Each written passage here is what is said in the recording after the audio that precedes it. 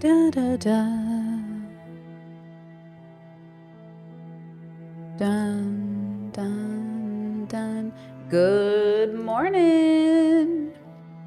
Samantha Dragonati. Links in the description for the music this morning. All right, girls. We are here. We are queer. We're refreshing ourselves today with an affair conversation. Very sad. Instead of covering anything else that's happening in the news, we're not doing it today, okay? We're going to have a nice, calm, compassionate conversation about having an affair. If you guys know or don't know, the Try Guys, when did this happen, actually? A few years ago, had to come out and basically say that Ned, the wife guy, was having an affair, and he wasn't just having an affair with anybody, but one of their employees in the company. So the Try Guys separated themselves from Ned, which was the smart thing to do, obviously. And now he and his, I Googled it, and it says they still are technically married, but I don't know the state of their relationship yet, hence the reason we're watching this podcast. But his wife, in quotation marks, Ariel, is it Ariel, like the princess? They decided to do a podcast together. Here's the pod. Okay. September 17th, the aftermath of infidelity. This is his, I guess, show called Rock Bottom with Ned. And yeah, okay, like the mermaid, Ariel, like the mermaid. There you go. So yeah, we're going to cover it, I guess. You know, Chet says they are separated. Okay, well, let's see. They decided to have the discussion on the internet. Honestly, I'm apprehensive that this is a good decision.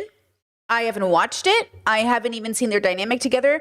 To be honest with you, before the Try Guys had their falling out, I wasn't even much of a Try Guys girly, if I'm going to be real. And I didn't know anything about his relationship. So I am coming from this as an observer, not as a former fan or somebody who knows the lore very deeply. I just have seen the apology video. I've seen the initial falling out from when it happened. I saw the news coverage. But yeah, like I don't know much about this person. But before we jump in fully to the conversation, is there anything you guys want to go over just as we're heading into the weekend? Any questions, anything that's on the top of your noggin? I see already chat saying, are you planning on covering the David situation? Yeah, I mean, obviously, I think it's important to cover it, or David or David. I don't know how the singer goes by, but horrific story coming out of that bubble, just like a horrible situation. A girl is dead, her body dismembered, just really devastating, honestly. And so we're probably going to cover it next week when there's more information. Right now, there's a little bit too much fan speculation and everyone digging into his lyrics and stuff like that, which I think is very interesting how people tell on themselves and their music. But I'm just like, I'm devastated for that little girl because she was so young, and I'm just like devastated for the situation. Her family must be just crushed, you know, just so sad. And so we'll see what happens. But it really is just devastating. Again, these inappropriate, disgusting age gap relationships, which I know people are so willy-nilly about them, but do you know what I mean? Like, she really was just like a little girl. Really gross. Really gross, you know? Chat says, I love the guys when they were with BuzzFeed back in the day, and I fell off them around when they became their own company. Yeah, I do remember them. I wasn't even much of a BuzzFeed girly. I just like kind of liked it. You know the way like I'm not much of a Jubilee girly, but sometimes I like their videos, but not like their debate videos. They're like one guy is gay and nobody else is gay videos. Like those are kind of fun. But like I was kind of like that with BuzzFeed, where I wasn't really like a huge fan, but I mean I like a little bit of, you know, like a casual video here and there. But I do remember the Try Guys just being so loved. And I think that's why it feels so devastating with everything happening now and with the affair from Ned. I think you know what I'm concerned or shocked by every time is the way these people are willing to have affairs at work in their company. Like, he didn't just compromise his own marriage, which I think was so vital. And I always think this type of affair is abusive. But more than that, his own employee, his own company, all of his friends, the reputation online, like, it wasn't just somebody random that wasn't connected to his life. And that's what's so crazy to me is like, dude, What are you even thinking? Like, no part of your brain was thinking about anyone else. And that's just like a layer of disrespect that I find so deeply offensive, like so deeply offensive, you know, in so many ways. But yeah, with that said, we'll go over it. Let's just jump into it. Mars, welcome to memberships. Happy to have you here. Yeah, chances not that you should be having affairs, but if you have an affair as a public figure, stop going out in public. It's literally the Cam story all over again, right? The Coldplay Cam. What are you doing cheating in public? Like, I don't understand why you would do this. Crazy. Just it's like, you know, but then maybe that's in hindsight. Maybe that's, you know, when you watch a show and you're like, yo, if I was ever in a zombie apocalypse, I know exactly what to do. Or, oh, if I was to do this, I do it better. I don't know. Is that just arrogance? But like, a part of me is like, if I was doing this, this is how I would do. Why would you even do it this way? But maybe that's the point. Maybe the point of the people who do these things is they're never ever thinking. Maybe that's what it is. I don't know.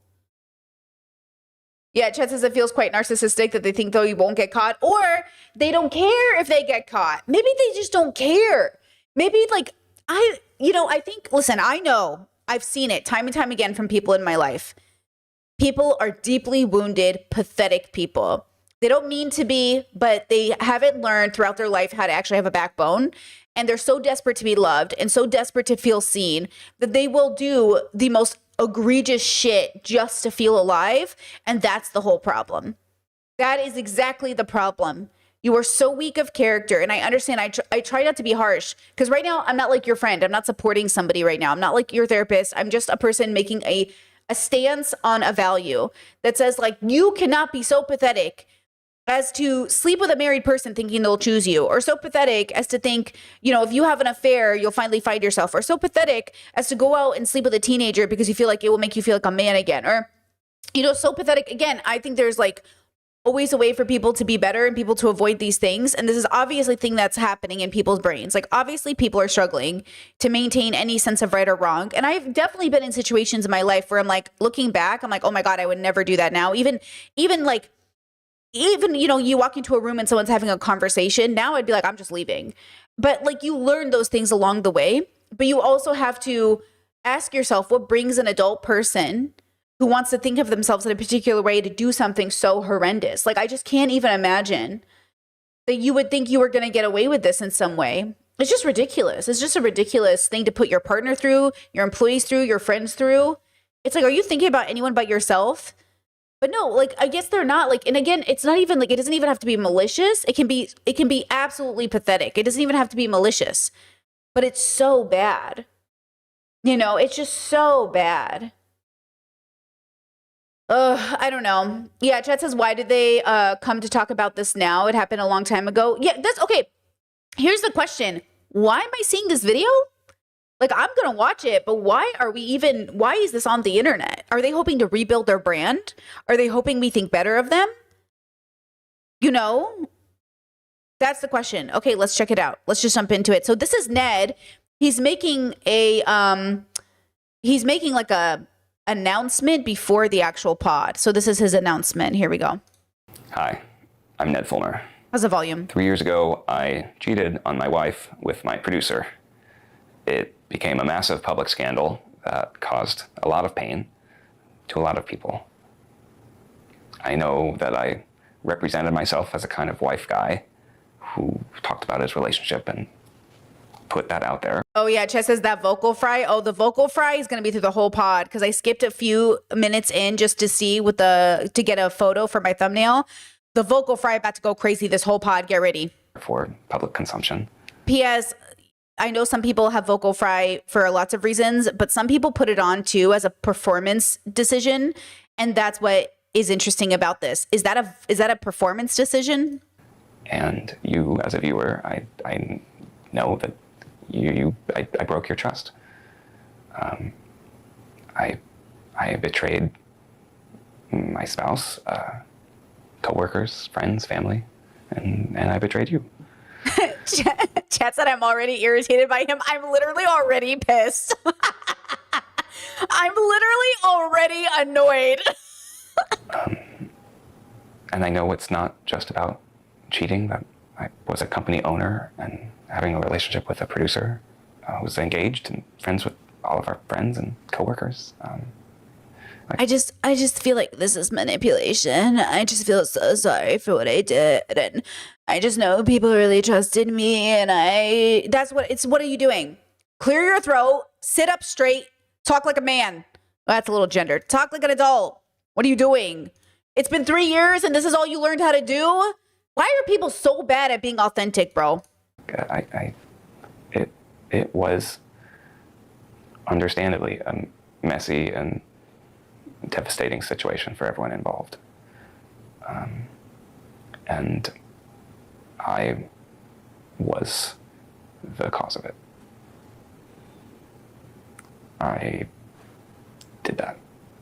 Oh, Lord. And I can't change it. I can't change the past. I can own it and accept it and try to change how I show up differently in the future. Whoa, bro. So I wanted to say that I'm sorry.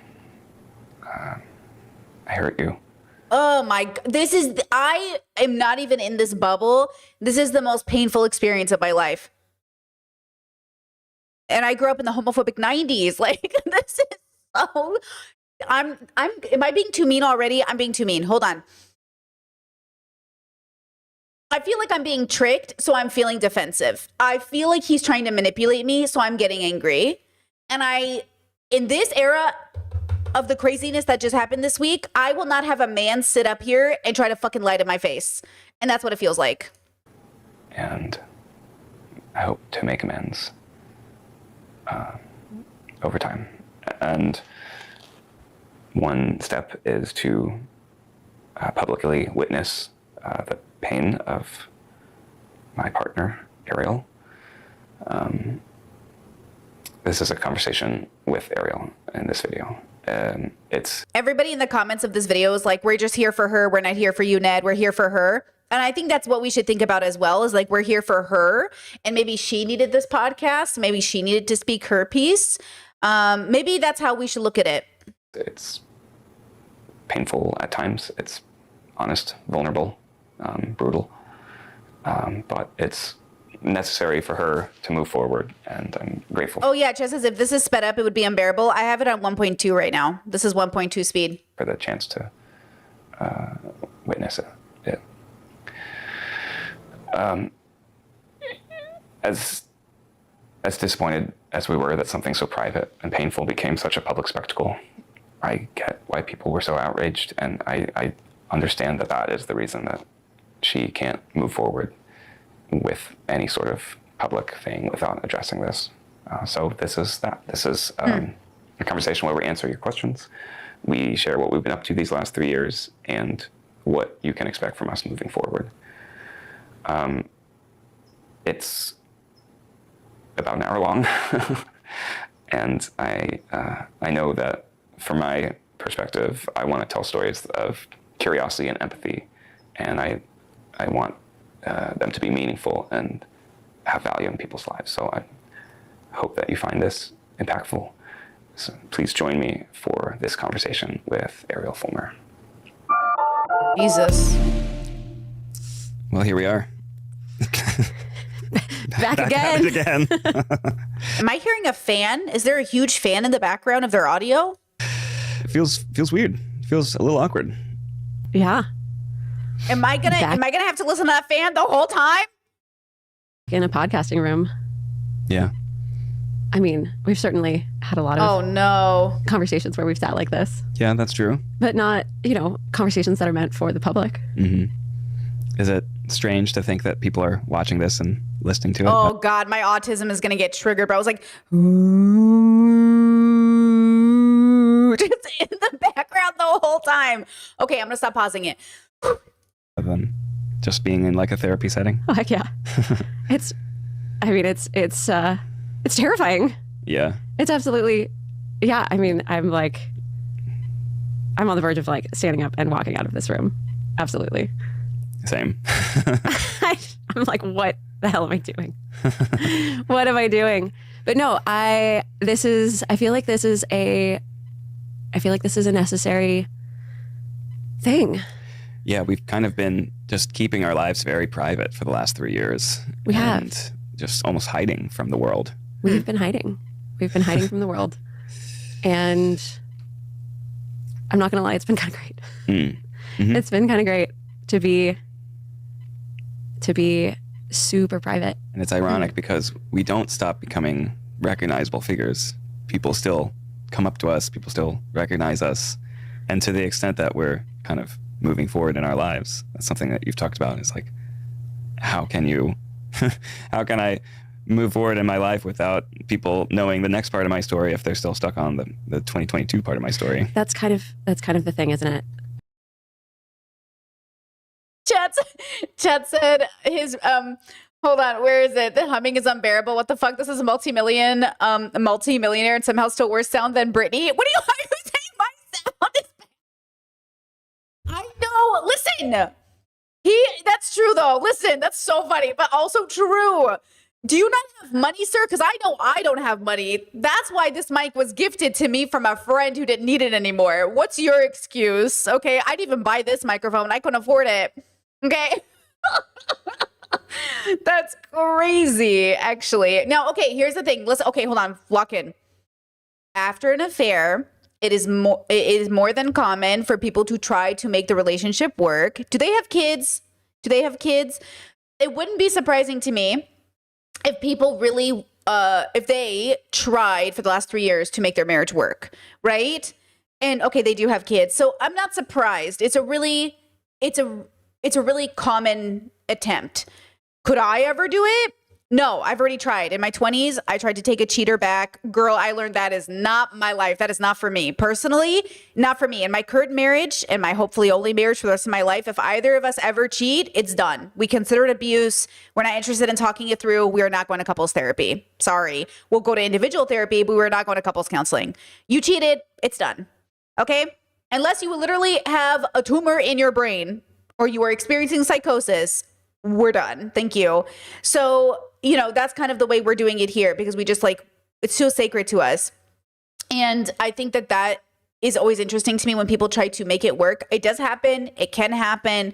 I'm not here to judge it, but okay. Now zooming back in, this already feels very weird and uncomfortable. And I had kind of hoped that it'd be a little bit more focused and she would just come in and say, here I am. This is what we're doing. Here's the conversation. It feels a little bit like they're both a little nerdy. I don't know much about Ariel. So she seems a little bit sweet and maybe passive. And so I wonder if she's just deeply uncomfortable, right?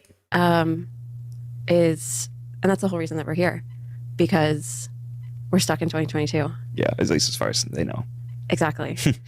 We have moved on with our lives. Yeah, we've moved on for a while We now. have moved on with our lives. But as far as everybody else is concerned, we're still stuck in 2022. Yeah. And, that brings us to the whole reason that we're here and the reason that we can't walk out of this room, because we live in a social world, right? And we can't move on with our lives if we don't, move on publicly. Mm-hmm. Publicly reestablish the context of who we are, how we relate to each other after being so public with our relationship before. Yeah. I mean, It's a really strange thing, actually, that we can't do anything publicly without kind of addressing this first. well, yeah. I mean, in 2022, it got so big, right? The whole scandal, it grew and grew and grew and grew, to the point where it just became this thing that just got so much bigger than us. Yeah. And I feel like I just sort of hid away from it, Same. and going completely dark was the only thing that I could think to do. And for the last 3 years, I've just hidden behind the scandal, and And now, like, now I can't get out from behind it. Yeah, because it's a big step to like sit down and do what we're doing and to talk about it. Right. But even like going out in public with like my kids or just going out to dinner or something like that, Yeah. I feel like the only thing that people see is the scandal. Yeah. That's a big loss. It's a big loss, but it's also Chad said Brittany's face is all of us. I'm just waiting for the thing, like for the thing to happen. They're being really weird. They've had 3 years to think about doing this podcast, and this is what I'm getting. I'm 8 minutes in. Girl, give me a podcast. You know what I'm saying? It feels like they're not ready to do this pod. And I know, listen, as a content creator myself who does this full time, I have filmed whole podcasts and scrapped it because they sound like this. If I make a podcast and it sounds like this, I usually scrap it. Sometimes I posted it, but most of the time I scrap it. If I film and it's just not there, I can tell my head's somewhere else. I can tell I'm not being clear. I can tell I can't edit this to make it make sense. I just go, you know what? My heart's not in it. I'm skipping pod or I'm skipping something. So this is what I'm feeling here is like, this doesn't feel, they could have done it in so many different ways. They could have, you know what I'm saying? It could have been so much better than this, but we're just 8 minutes in. So maybe we're judging too harshly. it's a really strange way to go about your normal life. You know, like I am a human who has needs. Like I want to have regular friends, and I don't want to like walk up to somebody that I want to be friends with at like preschool and have to start every conversation with like, my personal life is a dumpster fire, as I'm sure you know, but also, do you want to be friends? Are you that famous? No offense. If this girl came up to me, I would not know her. No offense. Do you know what I'm saying? Like maybe I'd recognize his face, but I wouldn't even know at first. It would take me a while to realize who he was, to be honest. So then it's like, you don't have to bring it up. Normal people won't bring it up. Do you know what I'm saying? Like if you're in a kindergarten class with your kids or whatever, other parents should have the decorum not to bring it up. They should just be, you know, I understand they had millions of subscribers, but like, you know what I'm saying? Like some people, I was really everywhere. So from their perspective, they really probably got thousands of emails, you know, thousands of reporters. They probably got like bombarded. They probably feel like, oh my God. And they probably do get recognized in public. I mean, I've been recognized in public. So they're probably getting recognized in public a lot. But I assume when you're bonding with people, you'd be able to, like, I mean, lots of people are cheating. You're not special. It's just yours got blasted. I feel like, I don't know, if you're meeting cool people at the school, they should be able to be chill about it. I feel like I could be chill about it. Like, hey, bro, that sucks. You know, what are you gonna do? So do our kids get along or what? You know what I mean? Like, it just, I don't know. With me, you know, like, I'm not gonna lie. I have some really authentic friendships that have started that way. But like, I don't want to go about my life starting friendships like that. Yeah. Yeah. You kind of want the new friends to know the context of like who you currently are as a person. Exactly. I remember I have met some people, like made new friends or kind of introduced myself to strangers. So he's 38, just for context. It's like, oh, let's exchange Instagrams. I'm like, well, Right? And she's 39. And I will just say this as a person who doesn't tell people what I do for a living when they ask. Yeah, just say no. Just say, yeah, I don't use Instagram like that. Like, I don't use Instagram for my private life. Like, I don't use Instagram like that. I get it though, right? Right? Chad says, or you wouldn't be chill about it. You hate cheaters, Brittany. I don't hate people who have cheated. You understand this, right? I have so many people in my life who have cheated or slept with married people. You think I don't know people? I know hundreds of people. I know people who have cheated and are definitely remorseful, and they're some of the best people I know. I don't know why you're acting like I hate cheaters. Do you know what I mean? I hate when you choose to abuse people. But I think there's a difference between somebody cheating in their relationship and someone serial cheating. I think there's like people do things all the time. Some of the best people I know have cheated or been cheated on or cheated with other people. You know, not cheated on, sorry. You know what I mean? Like, it's not about a lack of redemption. Do you know what I mean? I don't believe once a cheater, always a cheater. Okay? You know, Chet says, and you wouldn't treat them any differently if they're strangers, especially if they're strangers. What do I care that you had an affair? I wouldn't be friends with him, but what does that have to do with her?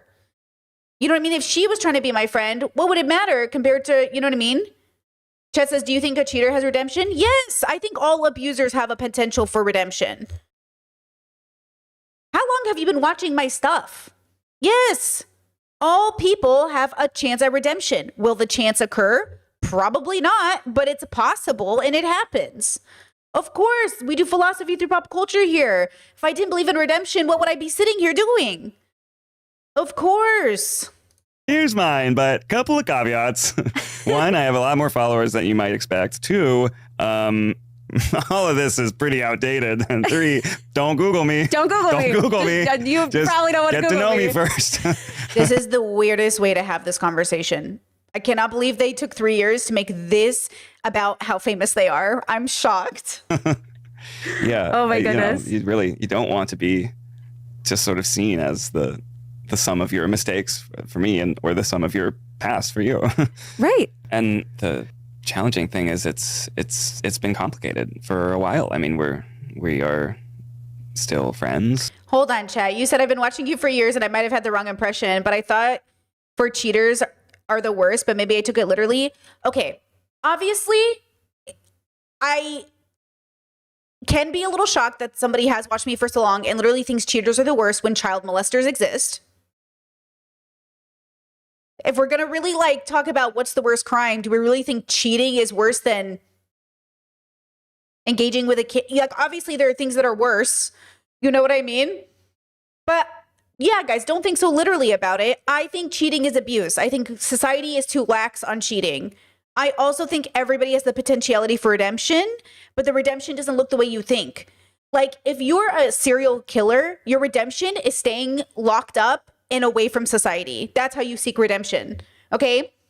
If you're a serial cheater, your form of redemption is apologizing and never dating again. Okay? If you do something horrendous, the redemption looks like actually holding yourself accountable. The redemption doesn't look like coming back into society or dating again. Okay? If you know you have a proclivity for targeting children, your redemption looks like staying away from kids and never interacting or being around them again. If you have, you know what I mean? You have to make the decision in your life how to seek redemption and do better by people. But redemption does not mean you get to come back into society the same way you left or you were there before, right? So you got to think about it from that way. But yeah, I think society is too lax on cheaters. I think we're too casual about it. I think we don't count it for the abuse that it is. Look at something like this. A long-term affair with somebody he worked with, put many people's jobs at risk, many people's lives at risk. You know what I mean? But again, he is trying to seek a redemption where he gets to be a YouTuber again. And no offense, nah. You do you, but I ain't watching. You know what I mean? And I don't think anybody else should watch because I don't think he's sorry and I don't think he gets it. Okay? For her, I don't know who she is. I don't know what she provides. I don't know if she's a content creator. I'm not going to watch her either because I'm not invested in the work that she does because I don't know who she is. But he trying to come back to YouTube and saying, hey, I have this YouTube channel. I'm trying to make something of it. I'm trying to be here. No. You know, Chet says, how do you feel about cheating being illegal? I am not a fan of the government. I don't think we need to criminalize everything we do wrong. I want to decriminalize drugs. I want to decriminalize running away from the cops. I want to decriminalize so many things. The government, in my opinion, has way too many opportunities to hold the wrong people accountable when the right people who need to be held accountable aren't even being held accountable. Okay?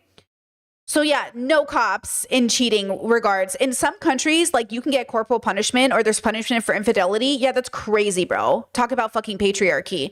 Only men would come up with the idea of punishing cheating. Because one, they think they're not going to get caught. But two, why do you want to torture people? I don't want to torture people for being abusive. I want to get them the help they need to be better. And if they're not going to be better, then we need to, appropriately make a decision on how to counter that.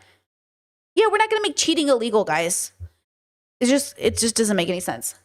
We have children together. We go on trips together. Right. There's a spectrum of being together, not together. Right.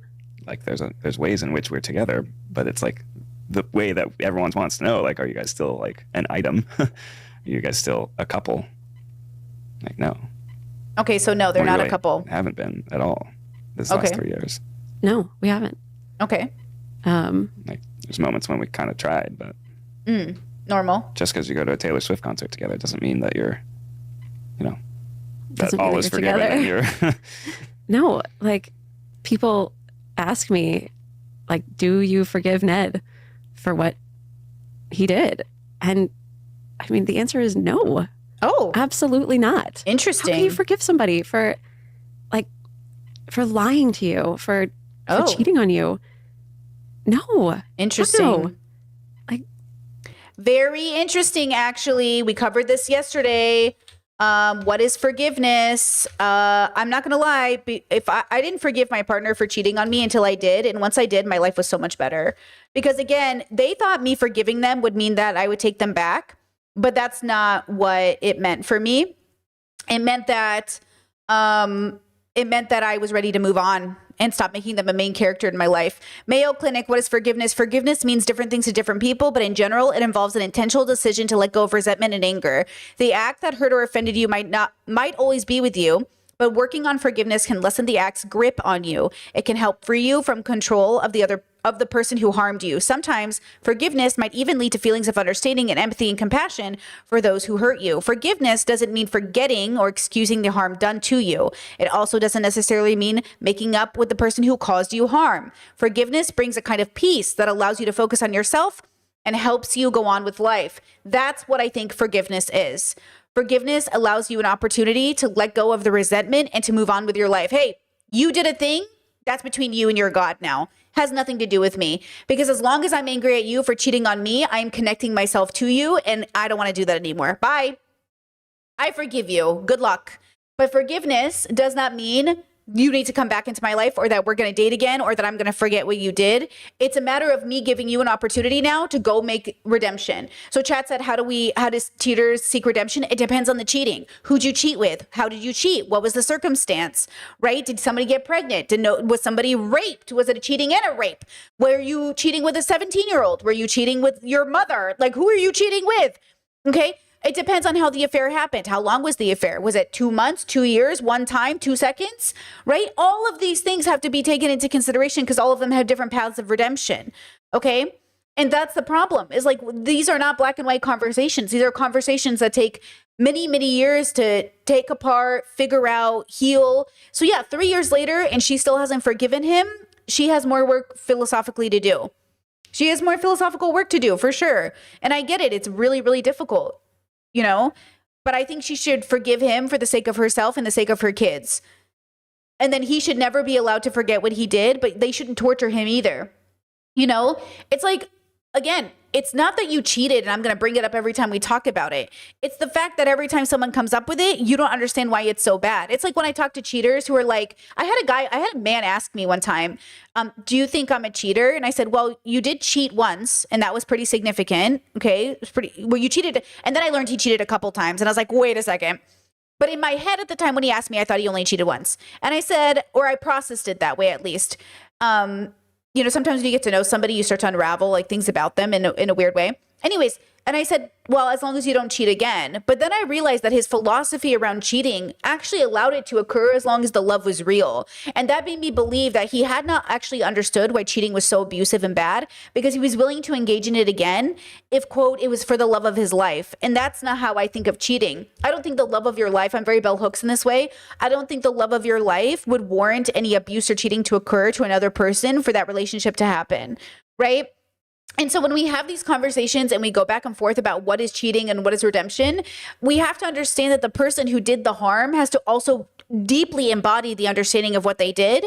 And then that's the key of where they can go. So sometimes when we talk about abusers, and sometimes I do this too, I jump the gun on like, how do we find redemption for this person? Well, first they have to really embody an understanding that they did something wrong. And until then, there can be no discussion about redemption. We cannot start talking about redemption as a culture, as a society, as a family, as a friend, until the person who did the harm has an embodied experience and understanding that what they did was wrong. And then we can have the conversation about what now. It's like AA. You got to first admit you're an alcoholic before we can even talk about anything else, right?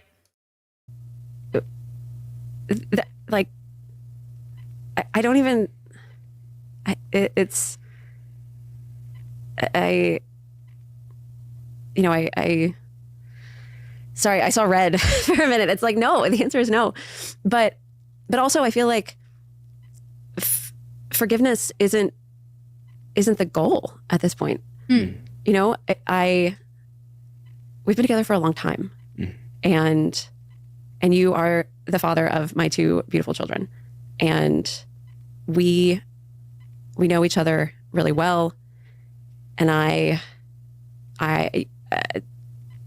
you know, we've worked through a lot of stuff, and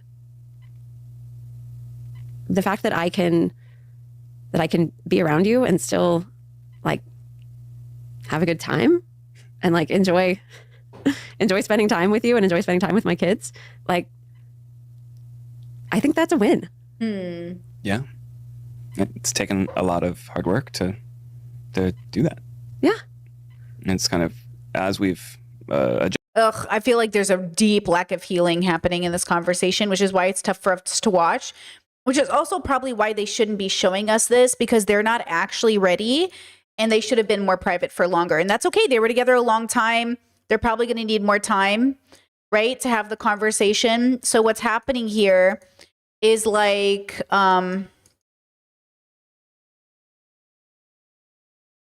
right? There's like this problem where not healed, they're still like, they're like here. Hold on. They're like, oops, hello? They're like here-ish, and they were like here-ish. And so they got better, but they're still not like here-ish where you want to be able to have the conversation in public. And they honestly should be about here before we even hear from them, honestly. But the problem is like they're here. And so we're just like, we're not satisfied because they haven't even crossed the threshold of at least healed. They're still not healed. And so it's just uncomfortable to watch. It's like, uh-oh, this doesn't feel like a very productive conversation yet. And it's okay. They were together for so long. It's only been 3 years. It's going to take a long time to unravel all of that lived history, all of that love. Were they high school sweethearts? Does anybody know? You know what I mean? It's like, there's so much here that's going to need a lot more time. adjusted, we've recalibrated our relationship more towards a platonic friendship, and then, you know, it's just been challenging. But like, I think we're getting to a point of sort of celebrating that and really like embracing it and accepting it for what it is. As we are like, I feel like if they needed to move on with a job because they didn't have money and they needed to make a living, I would have come out with a video and said, thank you guys for being in our lives. The last 3 years have been tough. We are, you know, in private dealing with our marriage. We're co-parenting. We've gone to counseling. We've made our decisions. We obviously need to move on with our life in relation to work. My wife's here to make a statement very quickly, just letting you know that everything is still being very much worked out and we're still healing, but we need to move on and work again. We need to feed our kids. And that's what we're going to say right now. And then the wife can say, everything Ned said is true. I agree. We're working on stuff privately. Thank you for supporting me. And I would like to just say that we are working on it, but we're no longer together, but we are co-parents. And so we will do right by our kids, so on and so forth. And then Ned can just make content like normal. And if people watch him, right? I think like this is unnecessary and probably not actually helping very much. Leaving the past, and, you know, it's hard to hear you saying like, fuck no, I don't forgive you. Of course I get it. I mean, you're still, as much progress as we've had, you're still very angry. Yeah, of course I'm angry. Damn. Okay, girl, maybe you should be angry off the internet. You know, unless she makes great art out of it, and then I'm here for it. We're talking about like not having sat in this position for 3 years, you know, and like, yeah. Okay, Jess says they got married in their early 20s. Okay, so they've been together like almost 40 years. Almost 20 years, I guess, because they're almost 40, something like that. Of course I'm still angry. We lost a lot. There was a lot that happened 3 years ago. It was I mean, I found out about your affair from the fans. Ooh. I mean, Oh my God. and I was so blindsided that somebody sent me a picture, and Oof. I like, I couldn't. It was like my brain couldn't compute, and Ooh. it's like for some reason I didn't see what was actually there in the picture. I thought it was your sister. Oh. And I remember sending it to you and being like, what's your sister doing in New York? It was, and I think back on that and I think like, Oh.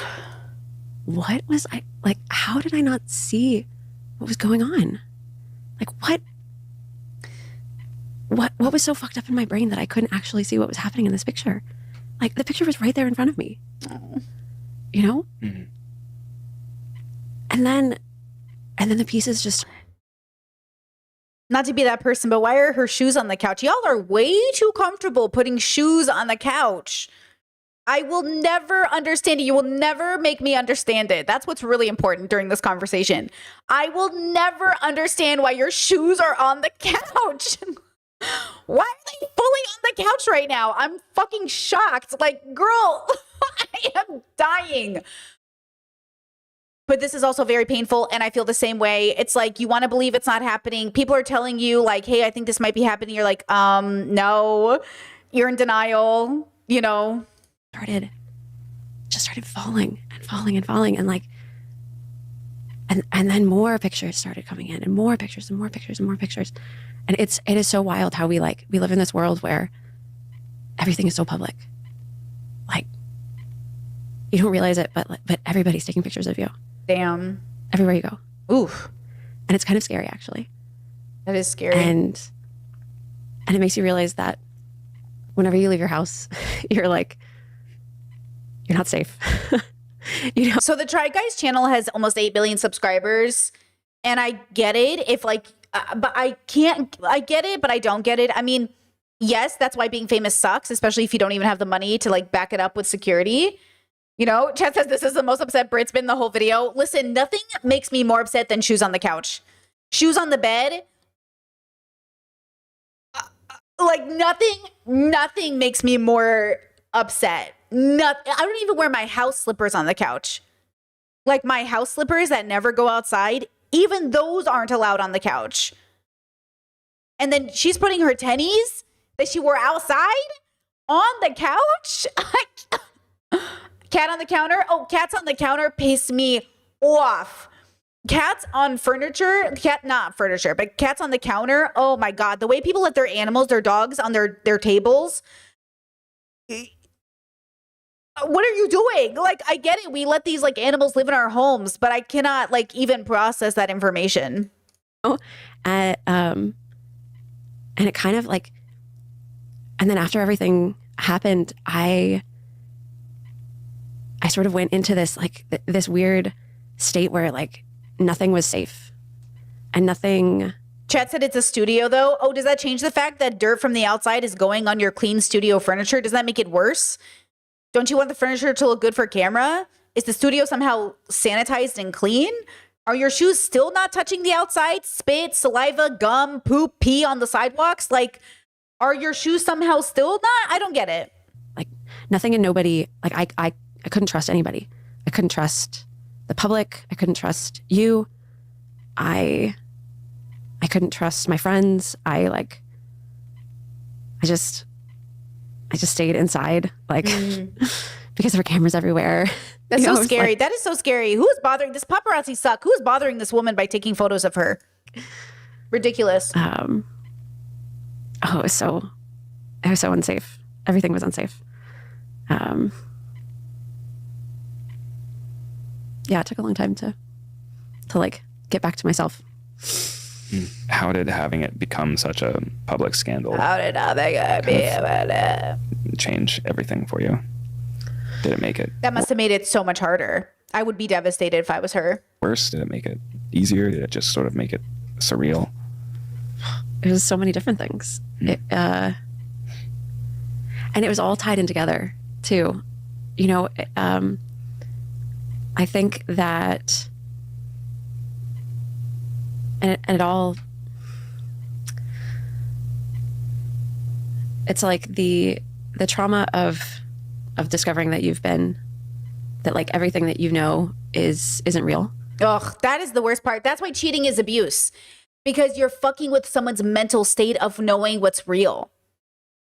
That's why it's fucked up, because this person is trusting you to agree with reality. Guys, we rely on each other to agree on what's real.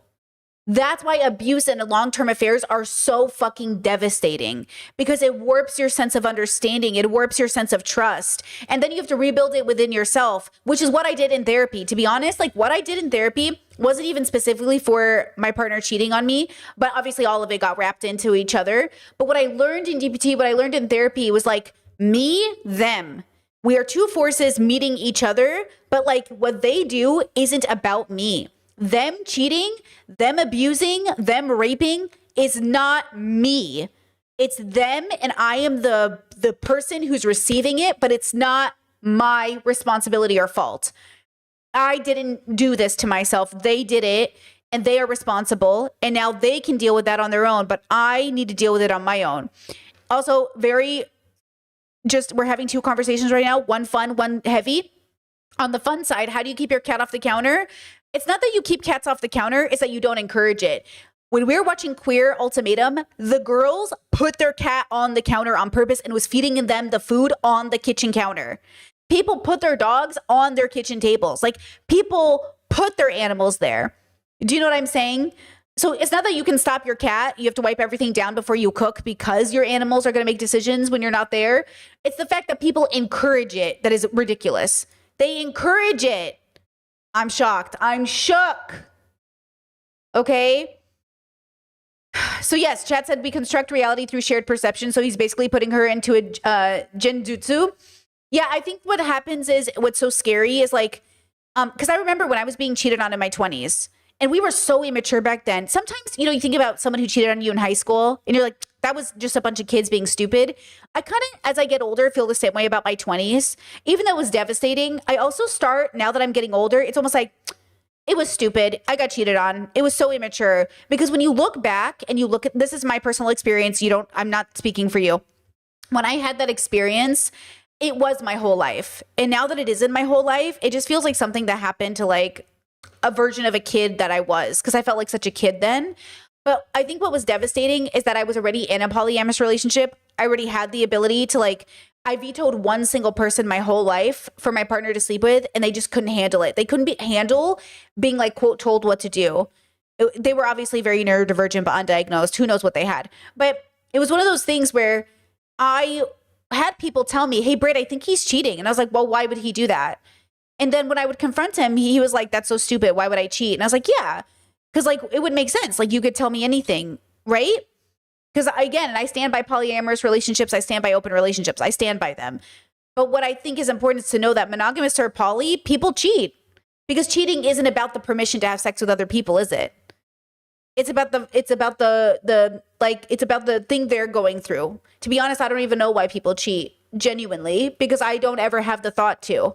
I don't have that biological thought ever. It never crosses my mind to cheat. Just like it never crosses my mind to eat shit. I just never think about it. So the fact that some people are out here thinking about it, it just never crosses my mind. I never think about it, right? And that's not a testament to my values. That's just a testament to how my brain works. But there are some people who are out here being tempted. They're like, well, I wonder what shit tastes like. I'm like, I do not wonder that. And they're like, yeah, but I'm just curious. What if it's interesting? Nope. Not interested. Nope. I'm not interested. I'm not interested. But some people are out here being very interested. Okay? That's between you and your God, girl. I do not want anything to do with that. Okay? So again, when we're having these conversations, I think the further you are away from it, the more it's just a memory you have. But I think you don't want to be angry about it anymore. And that's why I think it's annoying for me when people are like, oh, well, Brittany was cheated on, so she's always going to hate cheaters. Or Brittany was cheated on, so she's always going to be. you guys know you can think something is wrong, whether it happened to you or not. That's why when you try to call out the predators in your family and everyone's like, well, did they hurt you personally? You're like, they don't have to. Oh, but then if they hurt you personally, you're just mad about it. Oh, does rape get you upset? That's probably because you were raped. It's like, nobody wants to really have the conversation about right or wrong. They just want to fault you for being upset with it. And at the same time, my recommendation for people is eventually you will not be angry at the person. You'll be angry for the victims. You will not be angry at the world. You'll be angry for the world. Eventually, Ariel will no longer be angry at Ned. She'll be angry for her children and for the way that the world, like the way that things happen. She'll be angry for, and then as their mother, do justice by. And again, this it also involves having open relationship and conversations with the kids. If my parents cheated for some reason, I would want to have open dialogue about it. We're going to talk about it. We're not going to pretend it didn't happen. We're not going to shove it under the carpet. I'm your kid. I deserve to know. Why did you cheat? And I think kids are entitled to knowing why their parents have affairs. And I think pretending it didn't happen or acting like it's normal or acting like it's not a big a deal is a problem. You know, so I think like not only are the kids entitled to knowing, but you as the cheater don't get to have it private anymore. You did this thing and now people get to ask you about it, but they don't get to torture you with the questions. They don't get to be mad at you. They don't get to abuse you. They can be mad at you for a temporary moment of time as they're healing, but they cannot be cruel to you, right? You cannot be cruel to this person. That's why we go to therapy, so we can take our anger out in a neutral space without actually hurting people. Okay. So, right. So the kids are going to need therapy too, because a lot of kids are really upset when their parents cheat, which is so fair. They're going to need to have the right amount of therapy as well, especially since it's such a public affair. Right. Right. Chat said, Ethan from H3 said, when you cheat on your wife, you cheat on your kids. Yeah, I believe that actually. I do believe that. Yeah. Chat said, can you explain what the difference is being mad or for the world? We covered this week on stream. You must not have been here. Mad for the world turns you into an activist. You're mad on behalf of the world. You want to do right by them. Mad at the world turns you into a school shooter. I'm mad at the world. I'm bitter at the world. I get to take my anger out on the world, right? So you don't want to be mad at people or at things. You want to be mad for. You want to do right by. You don't want to do evil towards because they were hurt. Because you're hurt, right? All right, back to the pod. And then add to it this other part where you're sort of being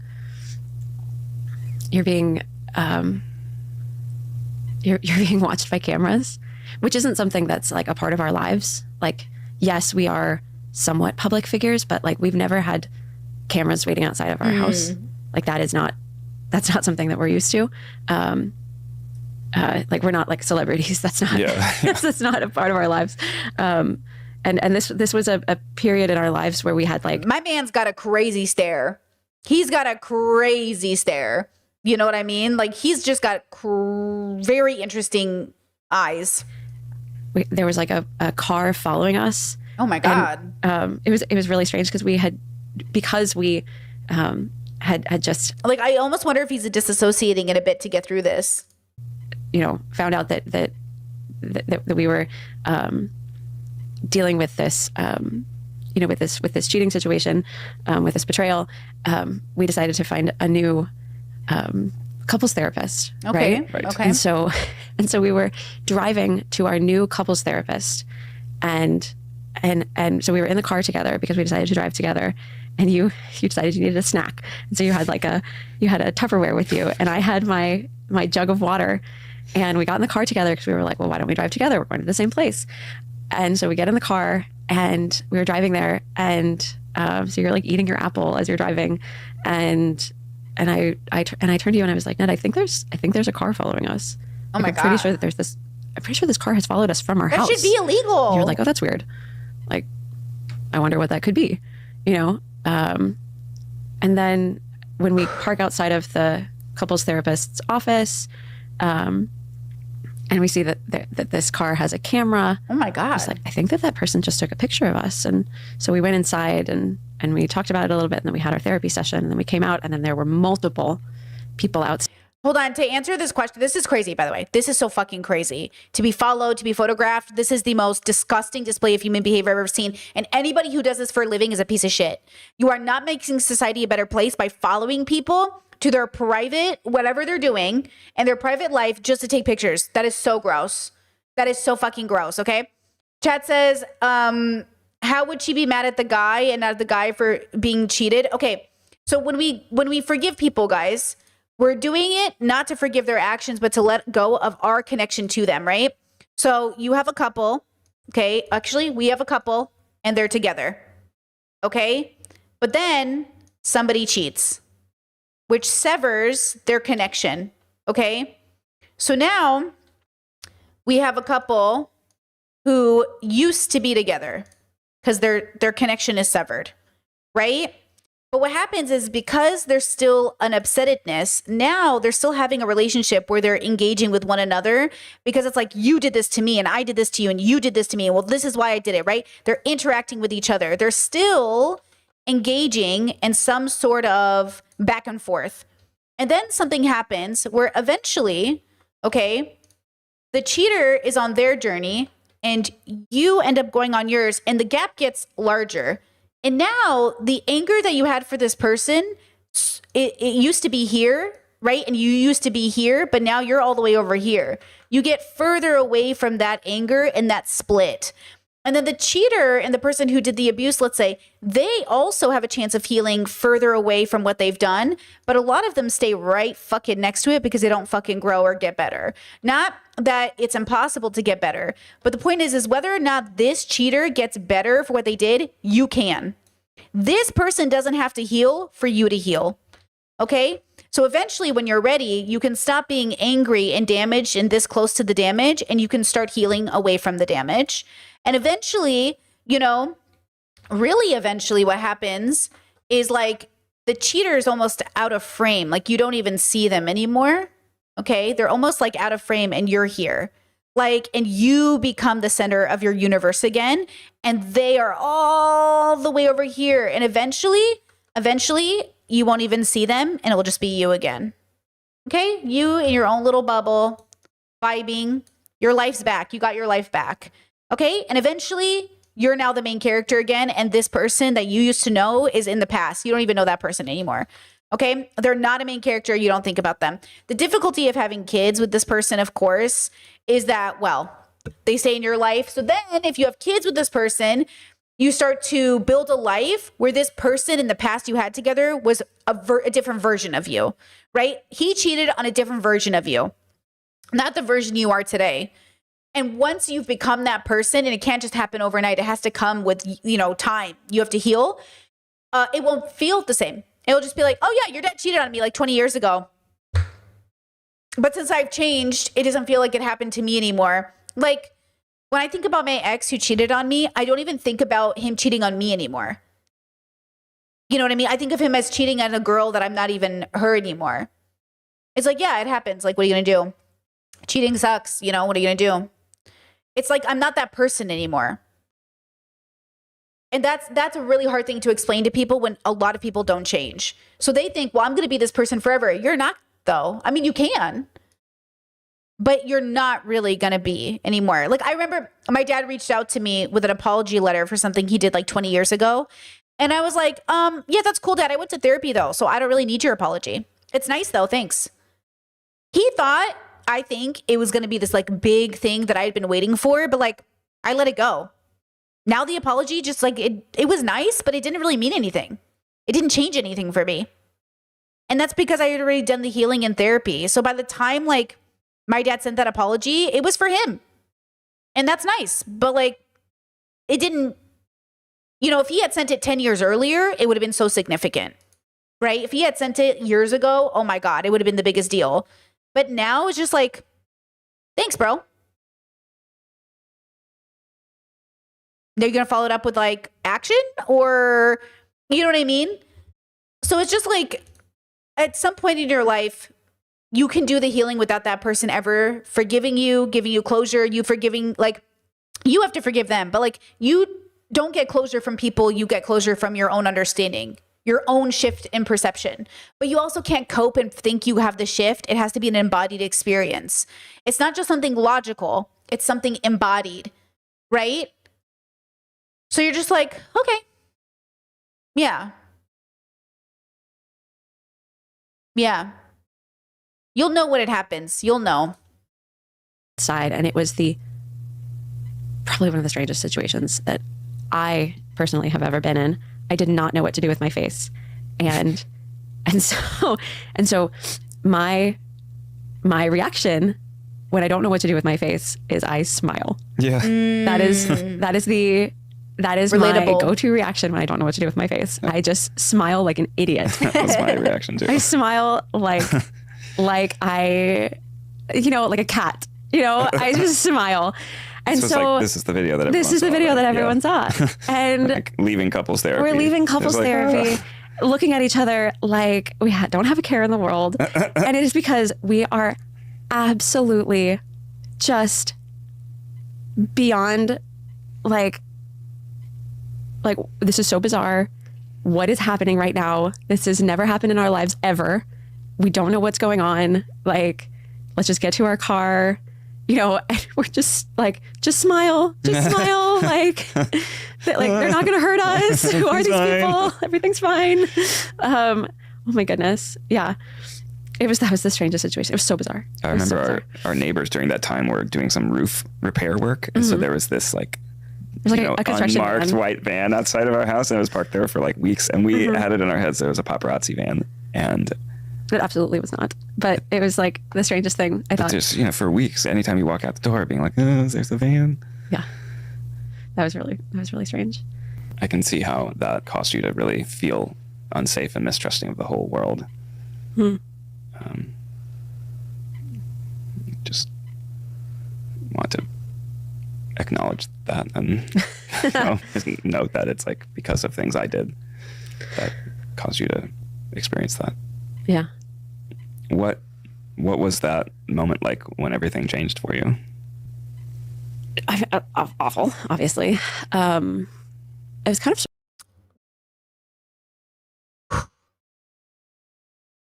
I don't like him. Okay. Chet said I've never been able to verbalize how I'm so emotionally separated from my child abuse, even though I know for the facts of the events. How does one do this on purpose though? My girlfriend is still, no, my partner, where is it? I lost the comment. My partner is still scared. They might need a professional, years of therapy, philosophical work. It's very philosophical, but it took time for it to be embodied. Like I remember learning DBT in therapy, and it still took like a few years for it to really like become a reality for me. And then philosophical work is the same thing. Like life will test you time and time again. And as you get older, you get better. It's not that I still don't experience triggers or sensory issues or thoughts about my assault or anything like that. It's not like I still don't have things to definitely do in therapy. It's more like they're not main character things in my life anymore, and the healing journey might be years or forever. So it's like you have to get to certain sections of your understanding. So if you're still experiencing like a fear in relation to a trauma, that's okay. Like it still is going to take time for it to be an embodied experience. So therapy and stuff like that, philosophical work as well. But if the fear is so dysfunctional that it's causing you to doubt your sense of self, doubt your relationships, doubt your life, you might need like more serious intervention versus like for where I'm at in my life, just as an example, like it's not causing dysfunctionality. Like I never doubt my relationship as an example. Like I'm not, but I am also with the right person, right? Like I'm with the love of my life. So I've already like healed enough and they've healed enough for us to be together, which is different. Like I don't think I could have gotten married if I had any fears about this relationship or any doubts about it. Like I never would have made that decision. So it depends on where you're at or like where your partner's at. All of this stuff needs to be talked to with like a professional, someone who can help you understand like where that person's at, right? Chad said, Britt, do you have any philosophical school of thought that you most align with? I'm trying to learn. My friend is very into Stoicism as a school of thought. Realistically, I don't identify with any philosophical system or school of thought. I guess my own, because I created my own, obviously. But I mostly think all of them have something to give you, some form of wisdom to share. I don't believe in identifying with philosophical systems, so I don't even identify with the levels. Like, I don't identify with frameworks because it's just contradictory to this idea that we all don't hold answers. We all hold answers as a collective. So I don't believe in identifying with like philosophical schools of thought. I think that's very limited, and it's like, it doesn't make any sense to me, and I think that's the wrong way to think about it. But that's also the framework of my own philosophy system. My philosophy framework says not to identify. If you're aiming for the most understanding, you wouldn't identify with the label. But if you're a 2, you would choose one that most makes sense to you, right? So no, I don't like I don't. It's like saying, you know what it sounds like? It sounds like when people are like, oh my God, who's your favorite actor? And it's like, oh my God, I have their purse. I have their posters on my wall. Yeah, I'm not about to have a poster of a man on my wall. You know what I'm saying? Like, I'm not 15 anymore. You know what I mean? Like, I'm not going to have some poster of a philosopher and be like, oh my God, it's serving Kant. Like, no, I'm not going to do that anymore. I think that's the problem with people is like, they're always looking for like, which man should I worship next? Worship these feet, baby, you know? Real. You know, I thought to myself, like, what would somebody who's been cheated on, like, what would somebody in a movie do? Really? I don't know. I wasn't thinking like of a specific movie or something like that. I was thinking like, what do people do in this situation? You know, like, I wasn't thinking I wasn't thinking for myself. I was thinking like, what do I do next? I remember we were in New York, and you were just picking me up from the airport. And I was so like naively, so you were driving a rental, and I just naively looked over to you in the driver's seat, and I was like, why was Grace in New York? Like, I didn't realize Grace was in New York. Why was she? Is Grace the woman? Is Grace the woman? Referring to that picture that I had sent to you. Okay, yeah. And you looked over at me with this look on your face, and it was like the veil just fell, like this. You know, like I knew. No, Grace is not. Oh, Grace is the sister, but she thought. Oh, but it's not Grace. She thought it was Grace, the sister, but it's not Grace. It's the employee, right? That's what it is. Is like she thought it was Grace. In my brain that something was going on, but I just sort of refused to believe it. And then when I saw that, like, just wasn't the employee Asian? Am I wrong? Why did I think he cheated with an Asian lady? Hold on. Who did Ned cheat with? What? That's why I'm confused on how you could think it was. Oh, it's not an Asian lady. Just kidding. I thought, no, she is Asian. Is she not Asian? Is this not an Asian lady? Why would you? Is this sister Asian? I'm so confused. Is this not an Asian lady? I'm so fucking confused. So did she literally look at the photo and does he have an Asian sister? So like she was so convinced it didn't happen that she didn't even notice it was an Asian lady in the photo. Damn. That's rough. Okay, that's rough. Okay, so it wasn't a clear photo. She literally couldn't tell. Her brain just like convinced her. Yeah, okay, I get it. Wildly guilty look on your face. Like you wanted to tell me something. And I didn't even let you say anything. I was like, turn this car around. Uh-oh. You don't remember that? No, I don't remember it happening like that, but it doesn't matter. How do you remember it happening? Oh, I mean, you asked me a couple of different follow-up questions as I just sort of answered them. And then, once I, answered it in such a way that you knew exactly who it was and what had happened, yeah, then you were like, take me back to the airport. Yeah. That part was very cinematic, if you were trying to be like in a movie. Turn this fucking car around. I mean, yeah. Chad has said this multiple times, and I think you guys have a point. What if this is the first time they're having this conversation? Because you're right. It does almost sound like this is the first time they're talking about this, which is, I'm like, what have you talked about in therapy? If you've been going to counseling, what did you talk about? That's what I'm saying. This podcast feels so unprepared. Did they literally go 3 years without having this conversation? I'm so confused. Or is it like that awkward social situation where you're both like, hey, let's do a pod together, and then you get there and then you kind of have to pretend you didn't have the conversation so the audience feels like they're having the conversation for the first time? I don't know. I think there was a lot of sort of delusions and rationalizations that you, as the person doing that, sort of are telling yourself as to why. And by the way, the woman who cheated with him, listen, either she literally thought somehow, because some people think this, some people literally think, yes, some people are homewreckers and they don't give a fuck. But there's the other side of sleeping with a married man that is even more interesting to me, which is this belief that some people have that he actually is in love with you and he picked the wrong partner and it's not his fault he's trapped in a bad marriage. She was engaged? The employee who cheated with him was engaged? No. Oh my God.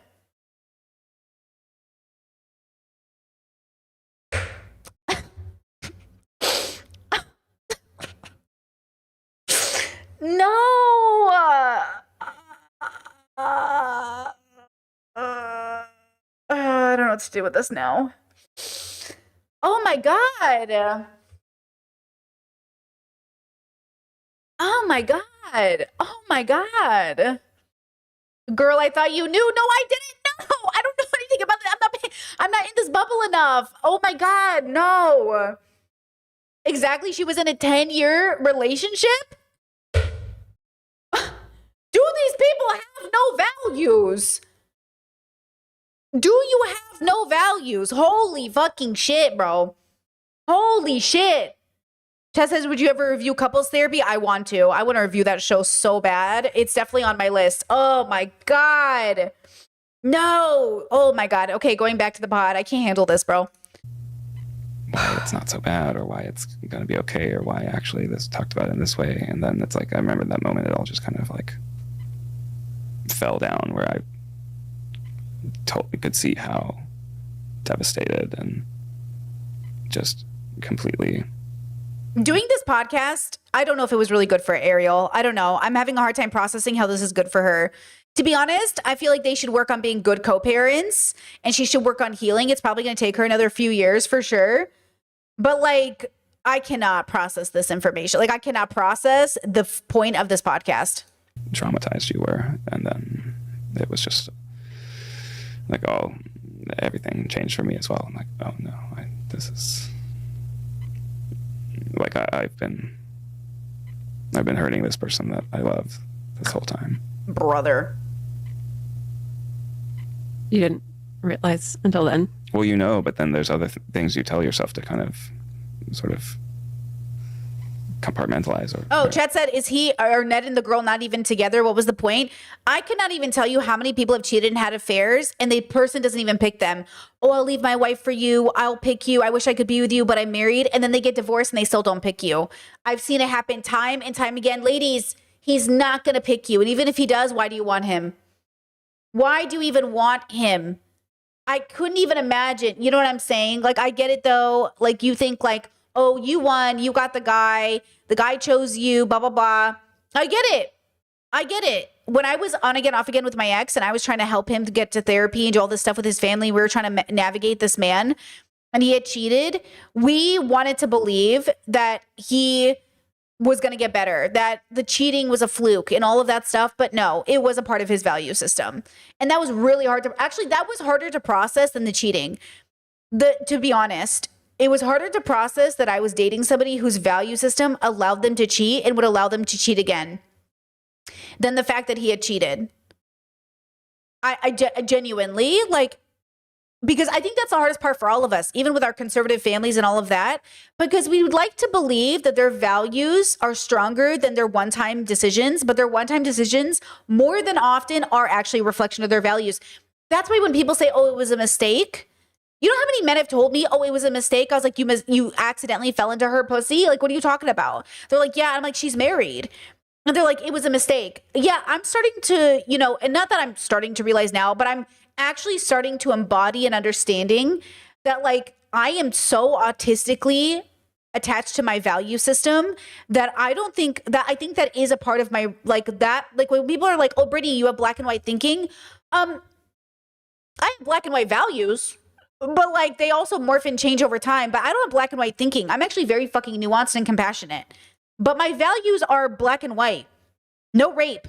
No excuses. No explanations. No cheating. No explanations. You know what I mean? Like, yeah, my values are black and white. But yours aren't. And that's what really took me a long time to understand. Like, oh, like my thinking is not black and white, but my values are.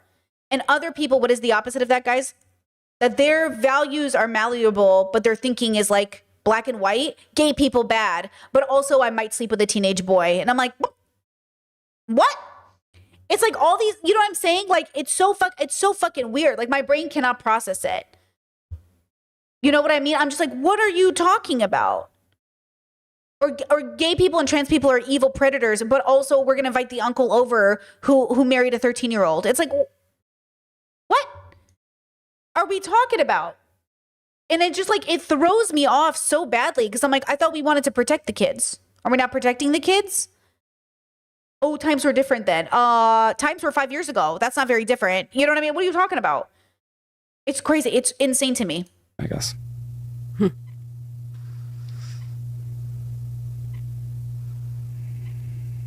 Interesting. Oh, It's sort of a, awkward. it's like a addictive cycle kind of. And by the way, my values are black and white, and I still believe in people's ability to redeem themselves because I know my values are subjective. I don't believe in objective morality. So I also know my values can change, but it doesn't change because I want to get away with doing something bad. See, that's the difference. I don't change my values so I can get away with doing something evil. My values only change to get me further away from evil. And that's the difference. I feel like everybody's changing their values to get away with being evil. And I'm like, what happened to your values? What happened to your stances? Right? So you want to change your values as they get you further away from evil, right? You don't want to conform or sacrifice your values in order to do evil. Feeling really guilty and ashamed, and then telling yourself the ways in which it's... No, there is a beeping noise. Chat says, am I the only one hearing the beeping noise? No, a few of us are hearing the beeping noise. Their audio is really bad. kind of just lying to yourself. It's like a squeak. It's like a squeak, and then there's a fan in the background. Yeah.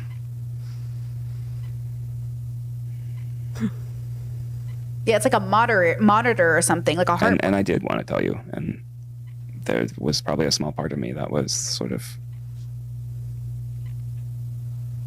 relieved to not be keeping a secret, I guess. Chat said, I think there are universally objectively immoral actions. No, I don't believe in objective morality, meaning like from the universe or God. I think human beings make constructs that are based off of what they think would be objective, meaning like a shared consensus. But objectives are, remember that in America, as an example, the community came to an agreement that objectively it was good to enslave people. And that's like a version of objectivity. So objectivity has two definitions. The objectivity, which is the shared consensus, i.e. we have a shared consensus that enslaving people is good. So obviously that's not good, okay? And yet we can call that objective. And then a universal objectivity, meaning like outside of human perception, objectivity, which I don't think we have access to. So I don't believe in morals are objective, and I don't think society's idea of objective is good enough, because I think people are genuinely really bad at being moral. And so I don't trust usually a shared consensus over what is good and bad, because they can't even adhere to it. We all agreed, I thought, that genocide was objectively wrong, and yet here's Palestine. I thought we agreed as a society, right? That genocide was objectively wrong. So then why the fuck is it happening? Because we don't actually agree on it, because we're not coming to a shared consensus, because people actually seem to somehow disagree. So objective morality, meaning like outside of human beings. I don't believe in that, right? you know? Chess says, is there a way, wait, is this why there are people who purposely do the bad side of choice of good and evil like games, but there are those who just can't do bad stuff? Well, the argument, the question is, do we have the free will to even do bad and good? And if we have that free will, does it come from introspection, extrospection, which is my theory? My theory is that your idea of free will comes from your ability to like be introspective, but it's limited based off your biological experience and I'm not talking about IQ. I'm talking about the fact that you're a biological creature on the planet is limited by your own willingness to defy and have a deeper relationship with this sort of surface level biological experience we're giving as a default, right? So I think like that's the question. And I think I think I am arguing, and that's what the levels is a framework about, is that I am arguing we can have a deeper relationship with our biological experience, which would lead to an overall good, because it would naturally bring us to a harm reductive position, like a harm reduction position that naturally through our biological experience, we would come to a rational and embodied consensus that we would want to do good by others. And so we would do less harm and therefore we would just be naturally better. But all of it would be through a biological experience. But I think the issue is like, you would first have to acknowledge, like when people say, oh, there's not a world where a man could have a shower with a woman and not think of her sexually. That is literally your limited biological experience with yourself. But we know time and time again that nudity can absolutely be something that's deconstructed, that men aren't always horny people who, when they see a naked woman, they don't know what to do with themselves. That is your lack of depth and deepening relationship with your biological experience, right? That is not a universal experience. And since it isn't a universal experience, it means there's a way for it to change and almost become a universal experience in the opposite way, where the universal experience is that men are perfectly neutral around naked women, right? And so we know that because women are that way. And I know people say like, oh, men and women are biologically different, and that's why that's the case. Actually, it's been mostly trained into us that if, there's 100 women and a naked guy, we would clothe the naked man because we'd be like, hey, dude, why are you naked?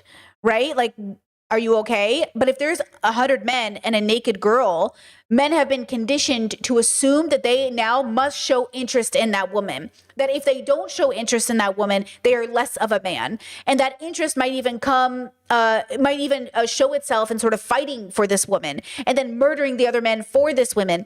But like that is, and you can say, well, that's how we evolved. Yes, but we also evolved to think, and we also evolved to have a consciousness, and we also evolved to have a deeper relationship with self. And so all of these things are a part of our evolutionary process, which means we could literally have a different relationship with reality if we wanted to. And it's not a matter of want, it's a matter of knowing we could do it and then doing it.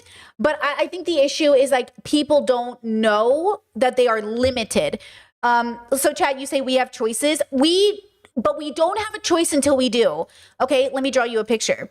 So this is the dilemma, and this is what I'm trying to explain with the levels. So in life, you're on a journey, right? You're going down this path, and as you go along the path, okay, as you get further along the path, options start to light up for you, okay? You start to have options. But until you keep going down the path, you can't actually see these new options that open up. So example is like, if you go down the path, but you stop here, you notice that there are no options.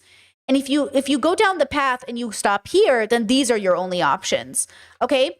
And so then if you keep going, now these are your options. So the further you go down on your journey or you deepen this dilemma, you get more and more options. But if you only go so far in the journey and you have so many limited options, then you actually don't have as much choice as you think you do. And that's what I think is the issue with this idea of free will. Because if I go to a conservative and I say, hey, the trans experience isn't exactly what you think it is. If you read this book, you might realize you have more options in how you view trans people than before. And they go, no, I don't want the options. Well, if you never learn about the options, you'll never know you can make a different choice when it comes to trans people. And that's what they do. They don't want to go down the journey. They do not want to open the opportunity to think differently of queer people. And so they don't ever want the opportunity to have to think differently of trans people. And they just won't do it. And because they won't do it, everybody suffers. Because obviously, if we had more choice with knowledge and we actually understood it, we seem to, generally speaking, anecdotally speaking, we make better decisions, kinder decisions, more compassionate decisions, right? And so that's what I want to encourage people to do, not as a prescription, but as a suggestion. If you want the world to be a better place, then you have to open the possibility of options to make sure that the options give you the incentive to choose more compassion and less harm, right? So we have to pay attention to that, right? Chet says we are not limited to our biology. Well, I would argue we're all biological creatures and we are limited within that construct. That I am limited by my biology, meaning like I'll never be able to fly. Biologically speaking, we haven't grown wings yet. But I also don't think I need to fly via growing wings. I think we can build planes. But planes are still a part of our biological experience. The way that the beaver builds a dam is a part of their biological makeup to have evolved to build this dam without ever thinking about the consequences, though. And that's sort of like the interesting part is like, humans have, kind of had the same experience where they build a dam without thinking of the future, but beavers do the same thing. The dilemma is like, we know we can think of the future, but not everybody does. It's like, Hurricane Katrina was a fault of the government not paying attention to infrastructure for the levees, right? So like Hurricane Katrina, the city didn't become decimated. All those people didn't die because a hurricane happened. It's because the city didn't pay attention to the infrastructure. And when it was put in place, we didn't maintain it. And so when the hurricane hit, the city gave way and all the levees broke and everybody died. Because we didn't think we were the beaver building the dam and not thinking about the future.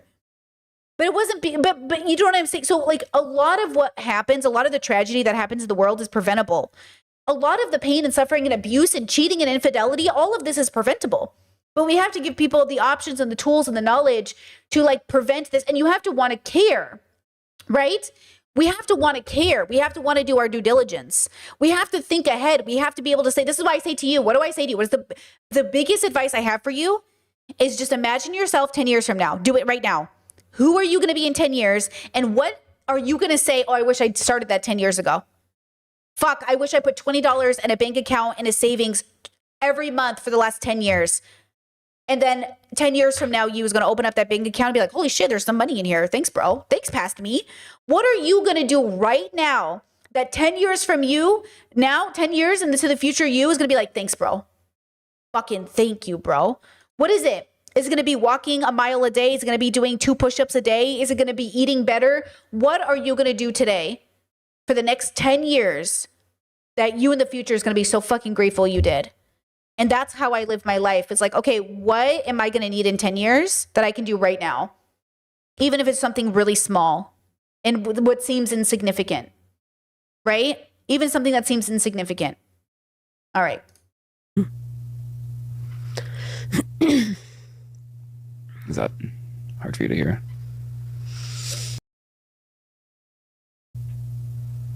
Relieved to Let's see. I rewind not be it. keeping a secret, I guess. So he feels relieved he doesn't have to keep the secret anymore. Is that hard for you to hear? No, that part's not hard for me to hear. I think it's, I've done a lot. I've spoken a lot with other betrayed partners over the last 3 years. And it's something that I've heard a lot. This idea of like when there's this sense of relief when the partner who's doing the betraying is able to finally tell the betrayed partner that about all the things that they have been doing and kind of put their shame onto the other partner. They, in that like sort of release of their like, of all of that like shame and and guilt that they've been holding. It's almost like they feel so much relief, but the partner then has to accept it. And that's exactly what happened. When you told me, suddenly then I had to take all of that guilt and shame of your affair. And it was so much to carry. So much. Like, and I know that like, and you know, suddenly something that like you had, that, and it, like the wild thing is that this was something that you had done. Mhm. You know, like I had no part in this. This was not like, you could even say that you had done this to me, you know? Like Yeah. I was the victim of this situation. And yet when you told me, I had to like accept your guilt and your shame. And in our like society where couples are, especially married couples, like when men have affairs, women are often looked at as like, well, what did you do wrong? Mm-hmm. And it's so hard to get out from under that. Yeah, I had a cheater friend ask me that. Like, do you ever think you did something wrong to force your partner to cheat on you? And I deeply considered it because I consider every question that people pose to me because I'm fucking autistic and that's what I do. And then I was like, yeah, no. This belief that your partner does something for you to cheat is the issue. Like, and I don't know, her wording here is confusing to me because I don't think you should take on his guilt and his shame. I think that society makes you feel bad. Like, oh, look at your partner. Look at this loser you dated. This is a reflection of you. You chose him. And I think in therapy, I did learn that my life was a reflection of me. And through philosophical work, I did learn that, yes, I was toxic enough to date a person who would do this to me. And I was healthy enough to break up with them and never talk to them again. I do think that, but I don't, in no part of that processing do I take on the responsibility of their guilt and shame. Does that make sense? Like, I had to accept, like when I say I was toxic in my 20s, that my level of toxicity is nothing compared to level of toxicity that would lead someone to having a long-term affair. Right? Chet says, I think she means he feels relief while she feels stuck and it's unfair. Well, I think it's like, do you remember that movie? My mom and I had this conversation one time. Do you remember the movie Valentine's Day? It was a really like stupid movie with all these celebrities in it. And there's like an older couple in it. And she 50 years ago slept with his best friend while he was away on a business trip. And then they were having their like 50th wedding anniversary or something, or 70th or whatever it was. And she wants to confess to him that it happened. Yeah. Okay. You know what I'm talking about? So she confesses it happened. And I was like, yeah, he has the right to be upset. My mom was like, well, it feels like she told him that so she wouldn't have to carry the burden, and now he does. And I think that's unfair. She should have just let him die without knowing. And I was like, well, I think that's kind of fucked up though. Like, she should have told him 50 years ago when it happened. And my mom's like, yeah, but what does it matter now? They're happy. She never cheated again. What does it matter?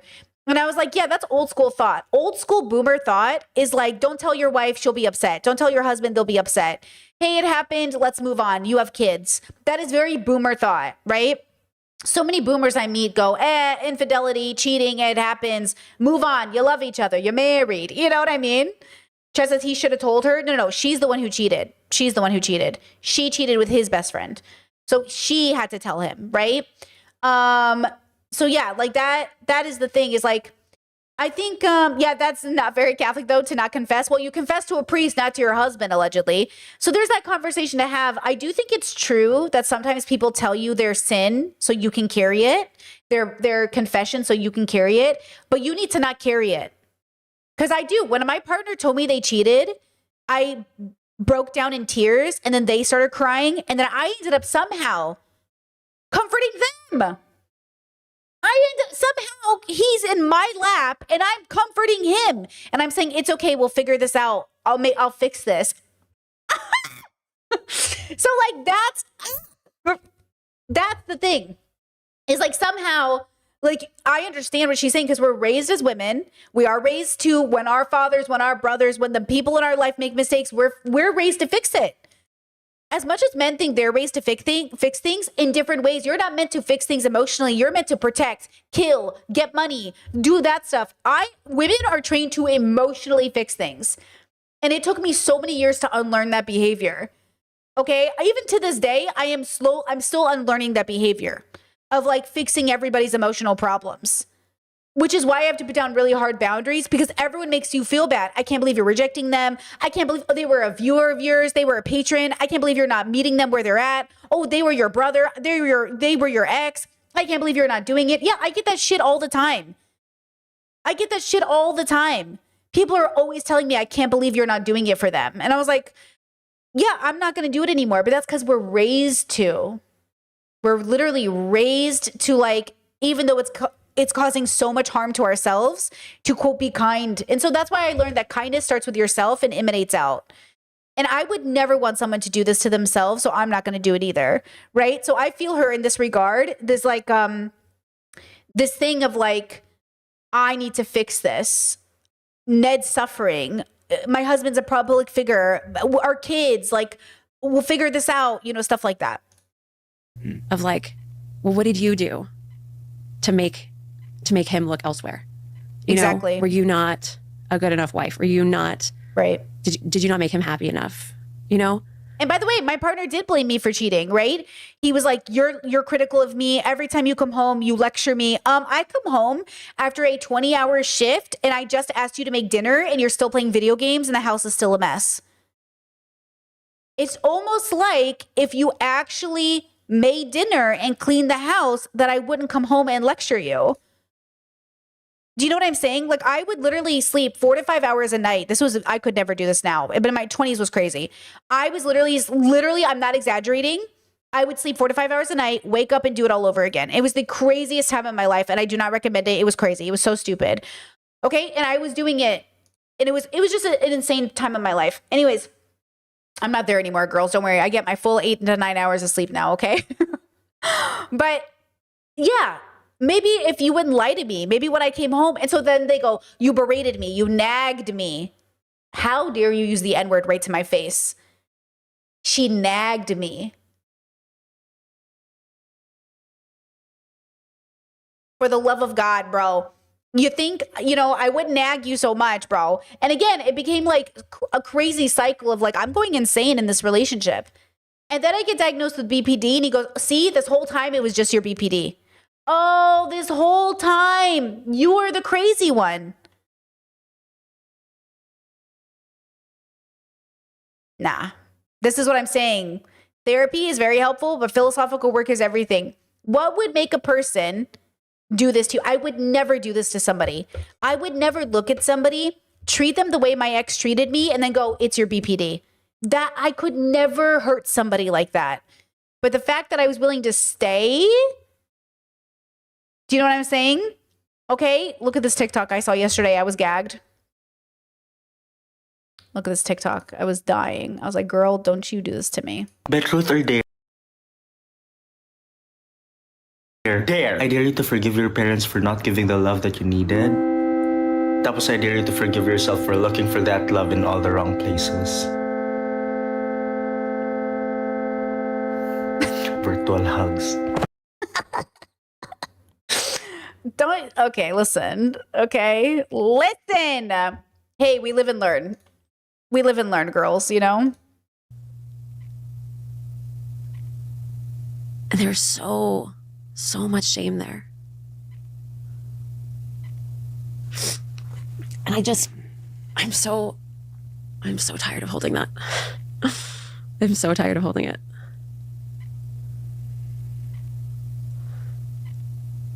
How does it make you feel to hear that? I mean, did it ever occur to you that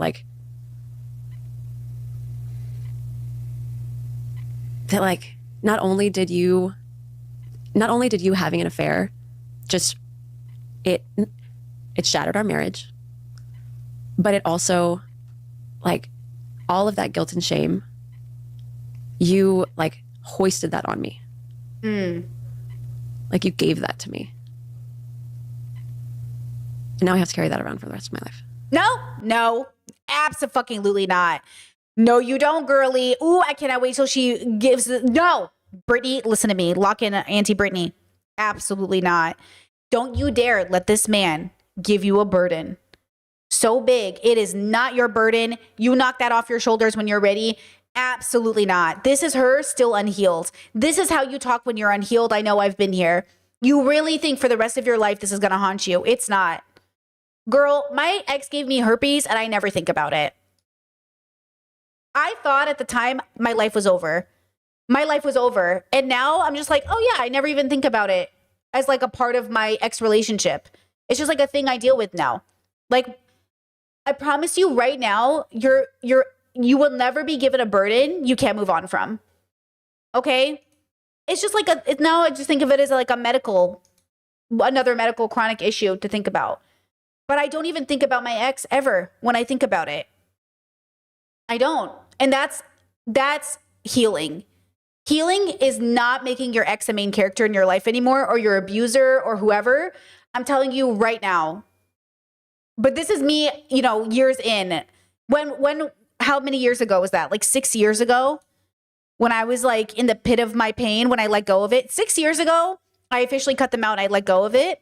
But it took years for me to really even start to like really move on from it. Like a few years. I would say I'm a solid 3 years into absolutely being like, you know what I mean? I would say 3-4 years, definitely. Because I couldn't have been over my ex and gotten married. Like when I got married, like I would have already been over it because I would have had to have been, right? Cut them off 6 years ago. I was done. But I think because the herpes diagnosis came after I broke up with them, I realized I had it. I got diagnosed and I was like, oh, fuck. And like that was difficult, but I also like, it became like a joke. I can't tell you this, it's too private, but let me just say that there's a lot of humor in the family about it now, where it's all this like this big running joke. And like, that's what healing is. Healing is being able to like make a joke about something that you're done with versus coping and you're making a joke. There is a time in your life when you're healing, when you cope, and so you make the joke. But yeah, there's just a time in your life when it's just like, what are you gonna do? Yeah. I can't wait for her to get here. Oh, I really want her to get there. I want her to be able to look back and be like, oh my God, I had a moment of being a mini celebrity. My kids are going to have this crazy story. Like I can turn this into something beautiful. Like I can't wait for her to see her unburdened by this. Chet says, how do you know the difference? It's in your life. Your life is the difference. You'll see it in your life. You'll feel it in your body. For me, it feels like I woke up one day and I was like, oh. I'll give you an example. When I was really, really young, I had a huge high school betrayal from a relative. It was like a really big deal, like formed my formative years very deeply. And I was really negative every time her name got brought up. Like her name would get brought up and I'd be like, that fucking bitch, I hope she dies. Like I was so angry as a teenager and as like a young adult. I was so mad.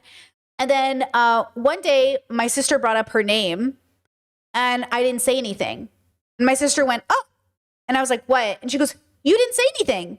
And I was like, what do you mean? She goes, I don't think I've ever not heard you say, I hope that fucking bitch dies every time I say her name. And I was like, oh, yeah, I guess I'm over it. And she was like, damn. And like, it just happened. Like one day a lot of things happened. I started working on myself. I started reading philosophy books even more. I mean, I'd already been reading them, but I was like going ham. I was like at Barnes & Noble at the local library. I was like reading like a book a day. I was like working 2 jobs, 3 jobs, reading, and that's all I was doing. And then one day, I also confronted this girl. I confronted her, and that helped. And I just let it go. I looked at her. Guys, she spread this horrible rumor about me, told the family splits up. I go to confront her about it, and she goes like this, oh gosh, I just don't remember saying that. I was like, you don't remember saying the thing that split our family up? And she goes, no, I guess I don't. And I was like, but your dad confronted me about it. She goes, no, he must have misheard me. I never said that. And in that moment, I was released. I was released from the burden of trying to figure out why a person would do this, because like whatever is going on in her head ain't none of my business. Whatever that is none of my business. And it freed me from the burden of thinking this was my thing to prove, because I realized like, oh, she's like, you know what I'm saying? So free yourself from trying to figure out why people do crazy shit. Because like, you know what, girl, I might want to figure it out as an observer, but obviously this is not my burden to carry.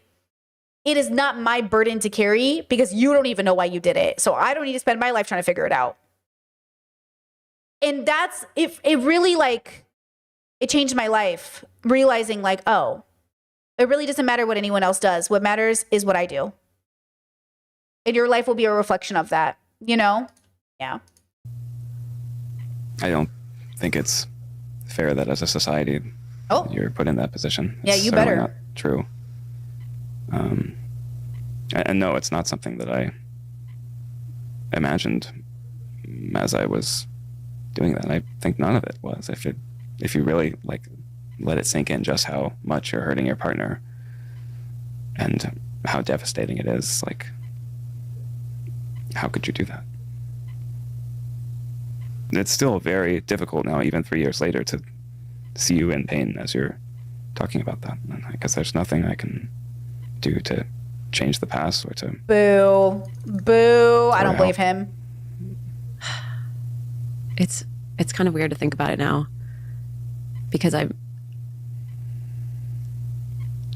feel like I'm in a really good place now, and going back to like before I discovered the affair, it feels like going back to this weird fantasy world where like, I don't know, I thought we had this love that like transcended, I don't know. But it was a fantasy. It was... Okay, this is the question. Were they high compatibility partners at some point and then they weren't? Why does he think he had the affair? I'll tell you this right now. My partner and I openly talk about everything. And I always say, like, I was like, okay, so let's say you cheated. What do you think would happen? What if I cheated? Like, we talk about this very openly because it's a safe space, obviously. And I was like, well, I know what I would do. I would divorce you and I would move on to my next best life. And I would be like an amazing content creator like I always am. And I was like, what would you do? And like, we talk about this openly because I'm like, look, I'm not saying you wouldn't do it. I'm saying the person that I married wouldn't do it. But people are people. You never know what they'll do. But I'm not going to be shattered. My reality is not going to be shattered again because now I'm ready for any possibility without being worried about the possibility. Hear me when I say this. I am not in any way, I have never doubted this relationship. I've never had a moment of thinking this is possible. I've only ever allowed myself to be ready for the possibilities. Him dying tomorrow, me getting hit by a bus, me getting cancer, you know, him leaving, whatever. It's not as like an avoidant personality way where you're just like, well, I'm ready for him to leave. It's more like I'm ready for human beings to be human, but I'm also very confident in who I married and I don't think it's ever going to happen. I do not live with a fear that it will happen. I live with a radical acceptance that humans will human and that you can never tell what will happen. But I don't need to guarantee it won't happen for me to commit to the fact that the person I'm with currently, I don't think they would do that. Right? And I think like there's like this difference in it. I think a lot of people, especially when you're like nihilistic, you're like, yeah, dude, you're like men cheat. Like people just do this, but they don't. I don't really believe that. I don't live my life thinking genders cheat or people cheat. I live a life where I say humans do things for sometimes unexplainable at the time reasons. People do lots of things for lots of reasons. What I'm prepared for is making the best decision with the information I have to guarantee that it won't happen. I know I don't cheat. And I know my partner's never cheated. And I know together we statistically just probably won't cheat. It would just be very strange. Right? So I trust myself to have picked my partner more than I trust my partner not to cheat. Versus in the past, I didn't trust myself to pick my partners because I couldn't trust that they wouldn't cheat. And yet I was shattered by it. But if I really am honest with myself, in hindsight, it was so obvious my partner was going to cheat on me. My past partner. It was so from day one obvious. It's so obvious that it's embarrassing, to be honest. But I clouded my perception and I refused to engage in a reality where that was going to happen. Versus now, I think it would be more shocking now because I have no data to show that my partner now would ever cheat. Just like with me, right? Chad says, obvious how? Well, after we broke up, I talked to a lot of the girls or boys or people we had all been with, and a lot of them said in little ways he would break consent. Like in little ways he would break like not sexual consent, though there was like some questions there, but it wasn't like rape consent. It was like childish consent, like don't stay out too late, and then he would stay out too late, or like, hey, make sure you get enough sleep, and it's like, I don't want to. Hey, make sure you eat your food, and it's like, no. Or hey, like, does your partner know like you're doing this thing? And it's like, oh, I'll tell them later. Or it's like taking advantage of people. Does that make sense? Like, yeah, boundary pushing, like lots of boundary pushing, like little lies. Exactly. Like lots of lying, lots of like, you know what I mean? Like even with friends or family, we would talk, or not friends, well, friends and family, we would all talk to each other. And it was like clear that like he had something in his brain that just like, if somebody told him to do something, he'd do the opposite. It was crazy. It was like the weirdest experience of our lives. Like we could not suggest something to him without him just being like, no. And then he would pick like the worst decision ever you could make. So obviously I think there was something like significantly wrong with him, right? Right? Obviously, like something significantly wrong. It's just like no matter what we did, we couldn't give him the help he needed. It is what it is, right?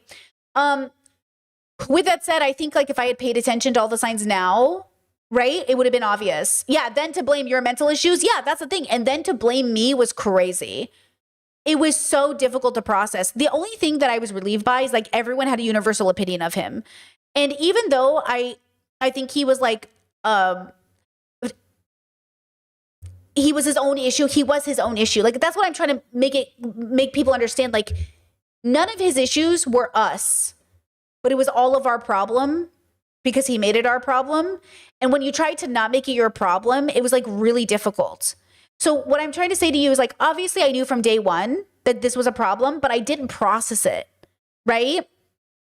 I didn't really process it until after. And now when I dated again, and this is why I recommend to you, know your values. Now date one, I can kind of tell. And I know people were saying, oh, that's too strict. Date one, if you pay attention, you can start to tell from people. Ask people how they feel about Charlie Kirk. See how that date one conversation goes. Red flags. Well, there are issues on both sides. Well, you know, he didn't deserve that. Because it's not that he didn't deserve it. Is it because now he didn't deserve it as a dog whistle? Notice that? Notice how they turned? Charlie Kirk didn't deserve to die. He's now a dog whistle. He was a father and a husband. Dog whistle now. They ruined it. Now I can't even show compassion or empathy because if I say that, now it's a dog whistle that I'm a conservative. You fucking ruined it. Because now you're holding people accountable for not saying it. You made it a dog. You made it a fucking issue. Now I can't even say it. You know what I mean? Because you made it a fucking... Anyways. So, you know, when you have these conversations with people, it's different. Remember that this was... I started dating this guy 12 years ago. Is that right? I'm 36. I was 24 when I started dating this guy. 24. I'm 36. This was like a completely different Britney. This was like a completely different young, barely, you know, I had sex with like 3 people by this point. Barely, depending on how we view sex. Maybe 5 people if we count oral. You know what I mean? Like, I was so young and naive and inexperienced. You know what I mean? I was like, this is such a different, undiagnosed, doesn't know she's autistic Britney. How different would my life have been if I'd known I was autistic? Holy shit. My life would have been so different if I knew I was autistic since I was a kid. So again, when we talk about these things, we have to also be kind to ourselves because like, how could we have known? So for her, for Ariel, I would love to have known in years from now, if she goes back and thinks about it, Jesus counts oral. Thank you, chat. Thank you, chat. If we go back in Ariel's life, I wonder if she could go back and tell us, were you always compatible? Did you share the same values? What changed? How sure were you of those values? Right? That's the thing. You know? Chad says, I don't know if I can agree with not using language or arguments as it can be perceived as a dog whistle. It's hard to know all the ways something can be interpreted. I do agree with having more careful language. You know, Black people are just such good runners. Asian people are so smart. See how it could be a compliment or it could be a fucking racist dog whistle? You know, Jews are so good at banking. Come on, girls. We know what a dog whistle is, girl. Come on now. It sounds like a compliment, but it's a bit racist. You know what I'm saying? Jews are just so smart. They're just in control of everything. Come on now. You know what I'm saying? I'm just saying, girls, like we don't have to like it to know that language is used this way. Do you know what I mean? We don't have to like it to know that it's weaponized this way. Like my heart will go out to you. Now all I think about is Elon Musk throwing up that Nazi. That's it. The Roman salute. You know what I mean? Yeah. It was like, you know, I trusted you so completely. And I mean, we grew up together. We got married when we were like in our early 20s. Yeah. We were babies. We had nothing. There we go. I mean, we moved out to LA with just our car full of stuff. I mean, I'm like tearing up just thinking about it. We were just kids. And it's like,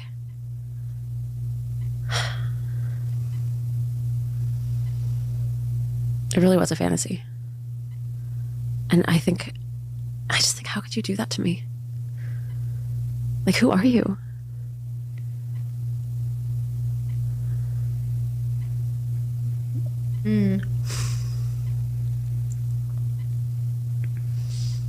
I kind of hate the way that they're placed. She has more frontal camera views than he does, and it makes me annoyed. So sorry. Like, we had so much. There was so much.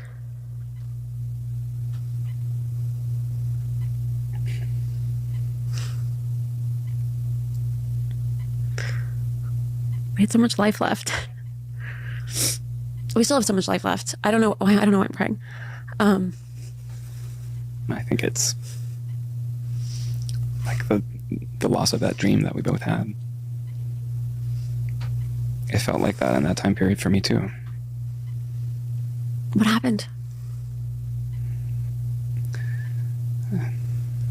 Well, Hold on. Chat said the first two are stereotypes less than dog whistles. I think of a dog whistle now as something that is used to say something else, but not what the thing they're saying is.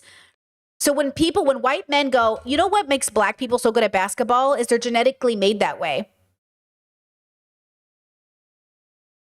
You know what I'm saying? Like, you're racist. That's racist. And they'll be like, that's not racist. That is racist. And you're trying to say that black people are property for you to use in your basketball game because you're the white people who are rich enough to own it. And now you own these black people and these black bodies. That's what you're saying.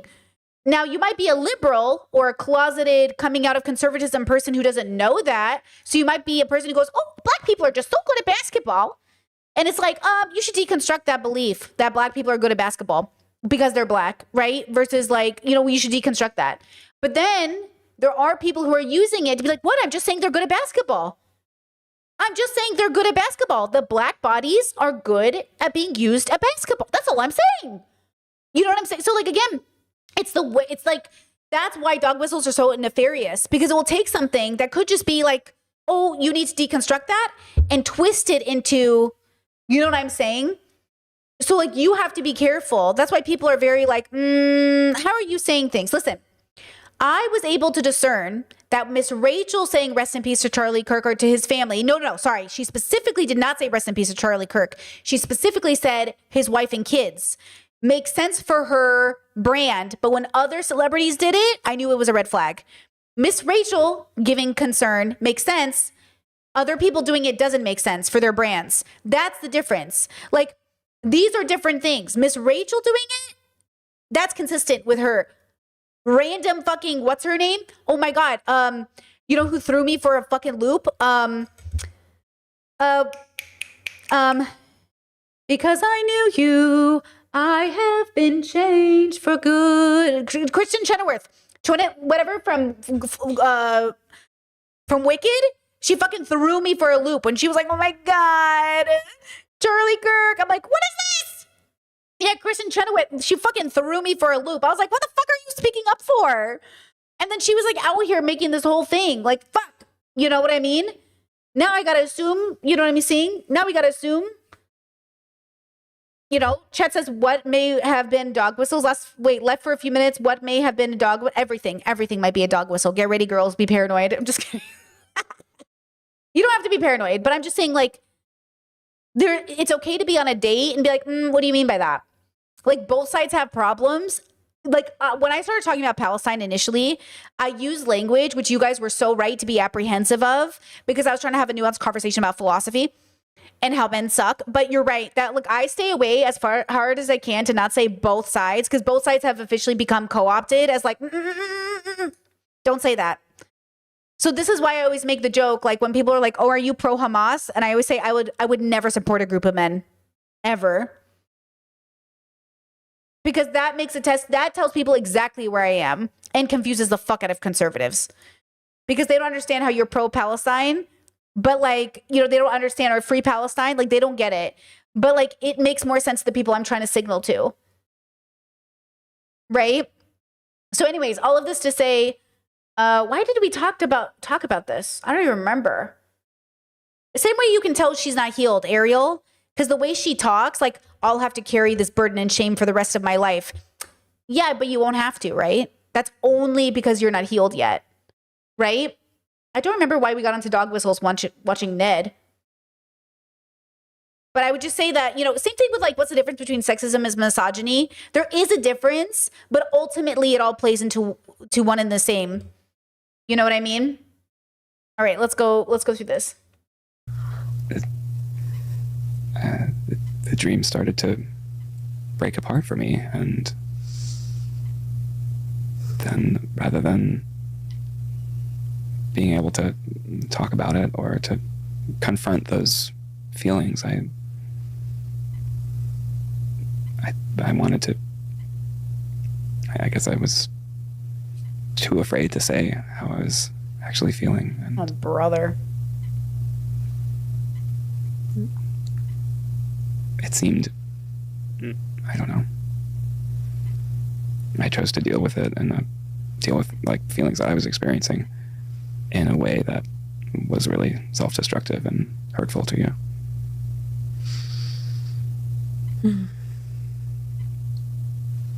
And it wasn't like anything you did or like we had a bad marriage.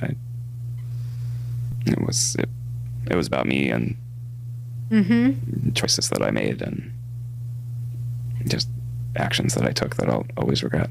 Oh, brother. He does not get it. I do not believe for a second he gets it. Always regret how much pain I caused you and other people. You know? And I'm deeply, deeply sorry. I don't believe you. And I'll spend my whole rest of my life trying to make amends to you. That's the problem. That's also somebody who doesn't get it. Because if you get you've done wrong, you actually don't spend the rest of your life making amends. Fun fact. Do you know that? Do you know when you do something wrong, you're not supposed to spend the rest of your life making amends? That's really hard for people to process, but you're actually not supposed to punish yourself forever. Because if you punish yourself forever, you actually haven't understood what you've done. It's actually kind of like self-harm is like a form of self-harm. And if he self-harms for the rest of his life because he did something bad to somebody else, like that's not the goal. That's not what recovery, responsibility, holding yourself accountable looks like. How are you going to do good to the world if you're bad to yourself? Bad people need to be kind to themselves. Kind, not nice, not fake nice, kind. So they can be kind to others. If Ned never learns to be kind to himself, he'll never actually do right by Ariel or his kids. He'll just be the dad. who's moping and sad, his kids will grow up and be like, oh yeah, my dad's a bummer, dude. Every time he's around, I'm a cheater, I'm a bad man. My dad's just like a pathetic loser who can't own the fact that he did something fucked up and actually do something to change it. He'll spend the rest of his life being like, oh my God, I'm such a bad person. And he'll turn himself into a saint somehow for being such a fucking loser. You know what I mean? And so you can't. You must heal so you can do right by your kids and remind them of how you need to be the sign for your kids that no matter what you do, you can come back from this and you can be better. And he needs to show that to his kids that like my dad fucked up and my dad did right by my mom. My dad showed that he knew how he messed everybody up and he made it better. But this man right here isn't doing that yet. And to, show up differently, to lead a life of integrity, and to be a father that our children can learn from. Because you did nothing to deserve this, and I completely, suddenly, violently shattered our marriage, our relationship, and like everything you knew, and that was all my fault. I want to know what he did, why he did it. I want to know why couldn't he talk to his wife about it, right?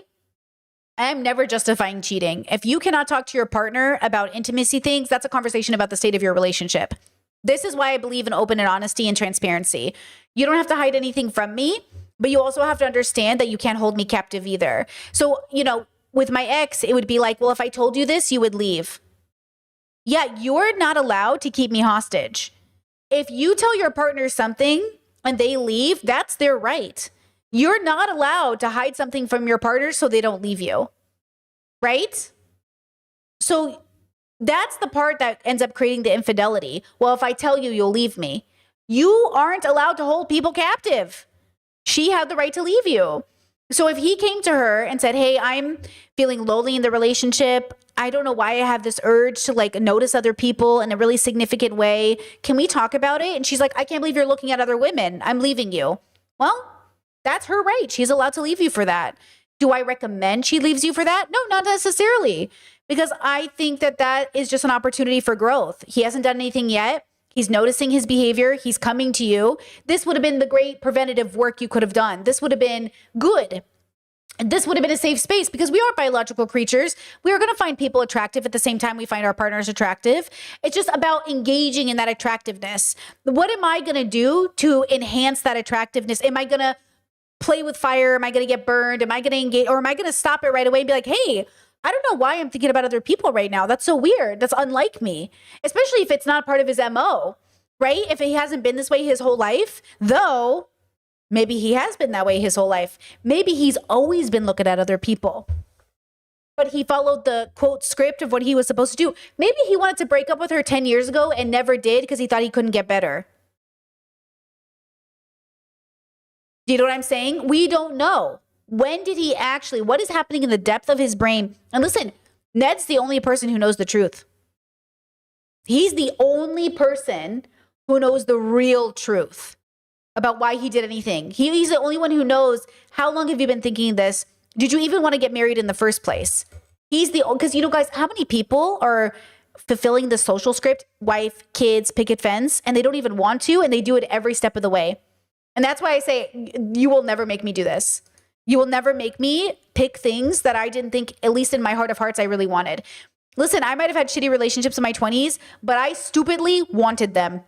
Even when I didn't want them, even when I was avoidant personality and I was like, I don't need anybody, I don't need nobody. I was so desperate for love, so desperate for community, so desperate for myself that I was just, you know what I mean? But I did want it. I just wanted it differently than it presented, but I still, that's the lack of wisdom. I want this thing, but I want it different. I want this person, but I want them to change, right? I want to live for someone's potential. What happened to him though? What was he like? I don't know. He's giving me something like, I followed the script and I wasn't happy. Like typical midlife crisis stuff. which by the way, I'm trying my hardest not to have midlife crisis, because I think midlife crises, from my understanding, really happen from people who put their head in the sand and don't pay attention to their life. It comes as a surprise. Midlife crises, from my understanding, from everybody who's explained it to me or for what I've seen, is like, yeah, you could have avoided this. You only had this happen because you are not living presently in your life. And that's what he's giving me. He's giving me midlife crisis. Why the fuck did you have a midlife crisis? What's that about? It was all choices that I made.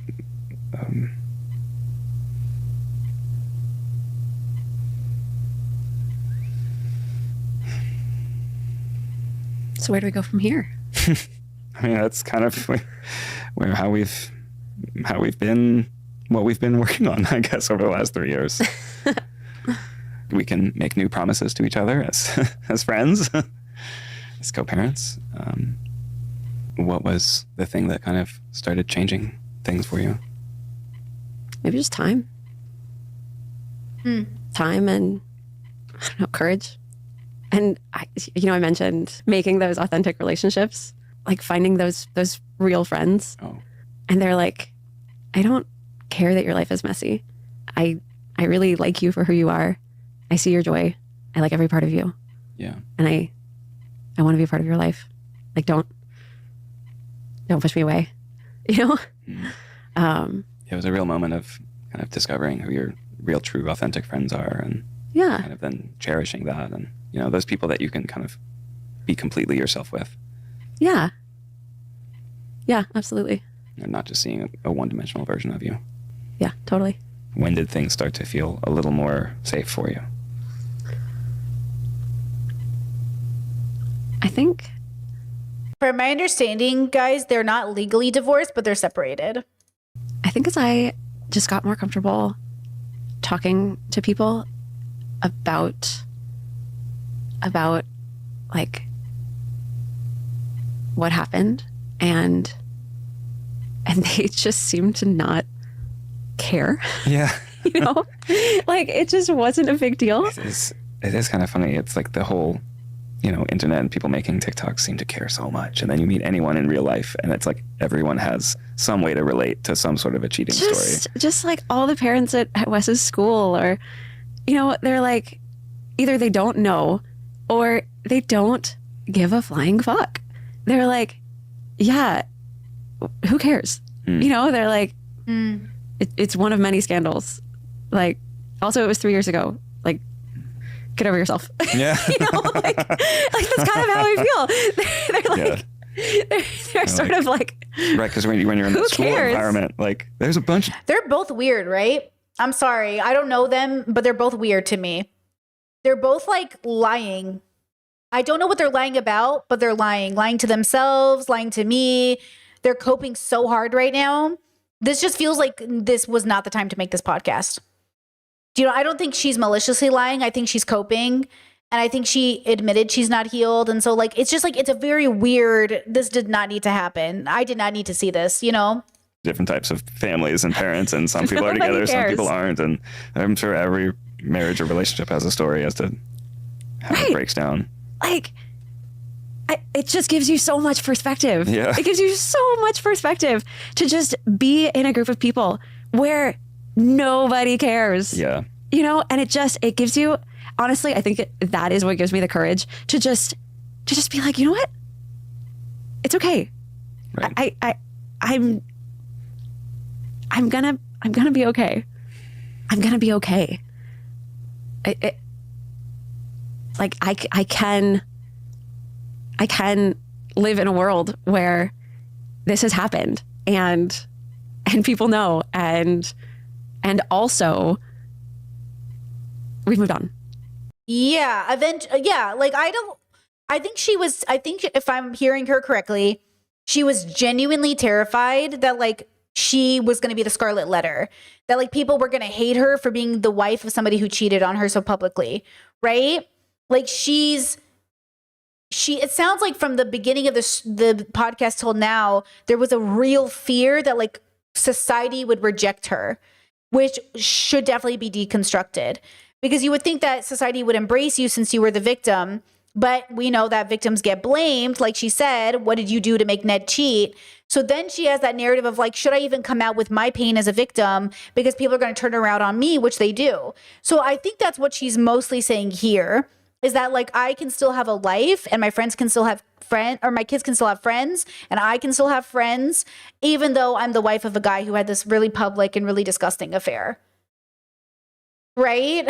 I think that's what I'm hearing. And when they say I don't care, I think they're saying like they are not going to judge you because you're the wife of a man who had the affair. They don't care that he cheated on me because that doesn't change who I am. I think that's what she's saying, right? I don't think she's saying they don't care that he cheated.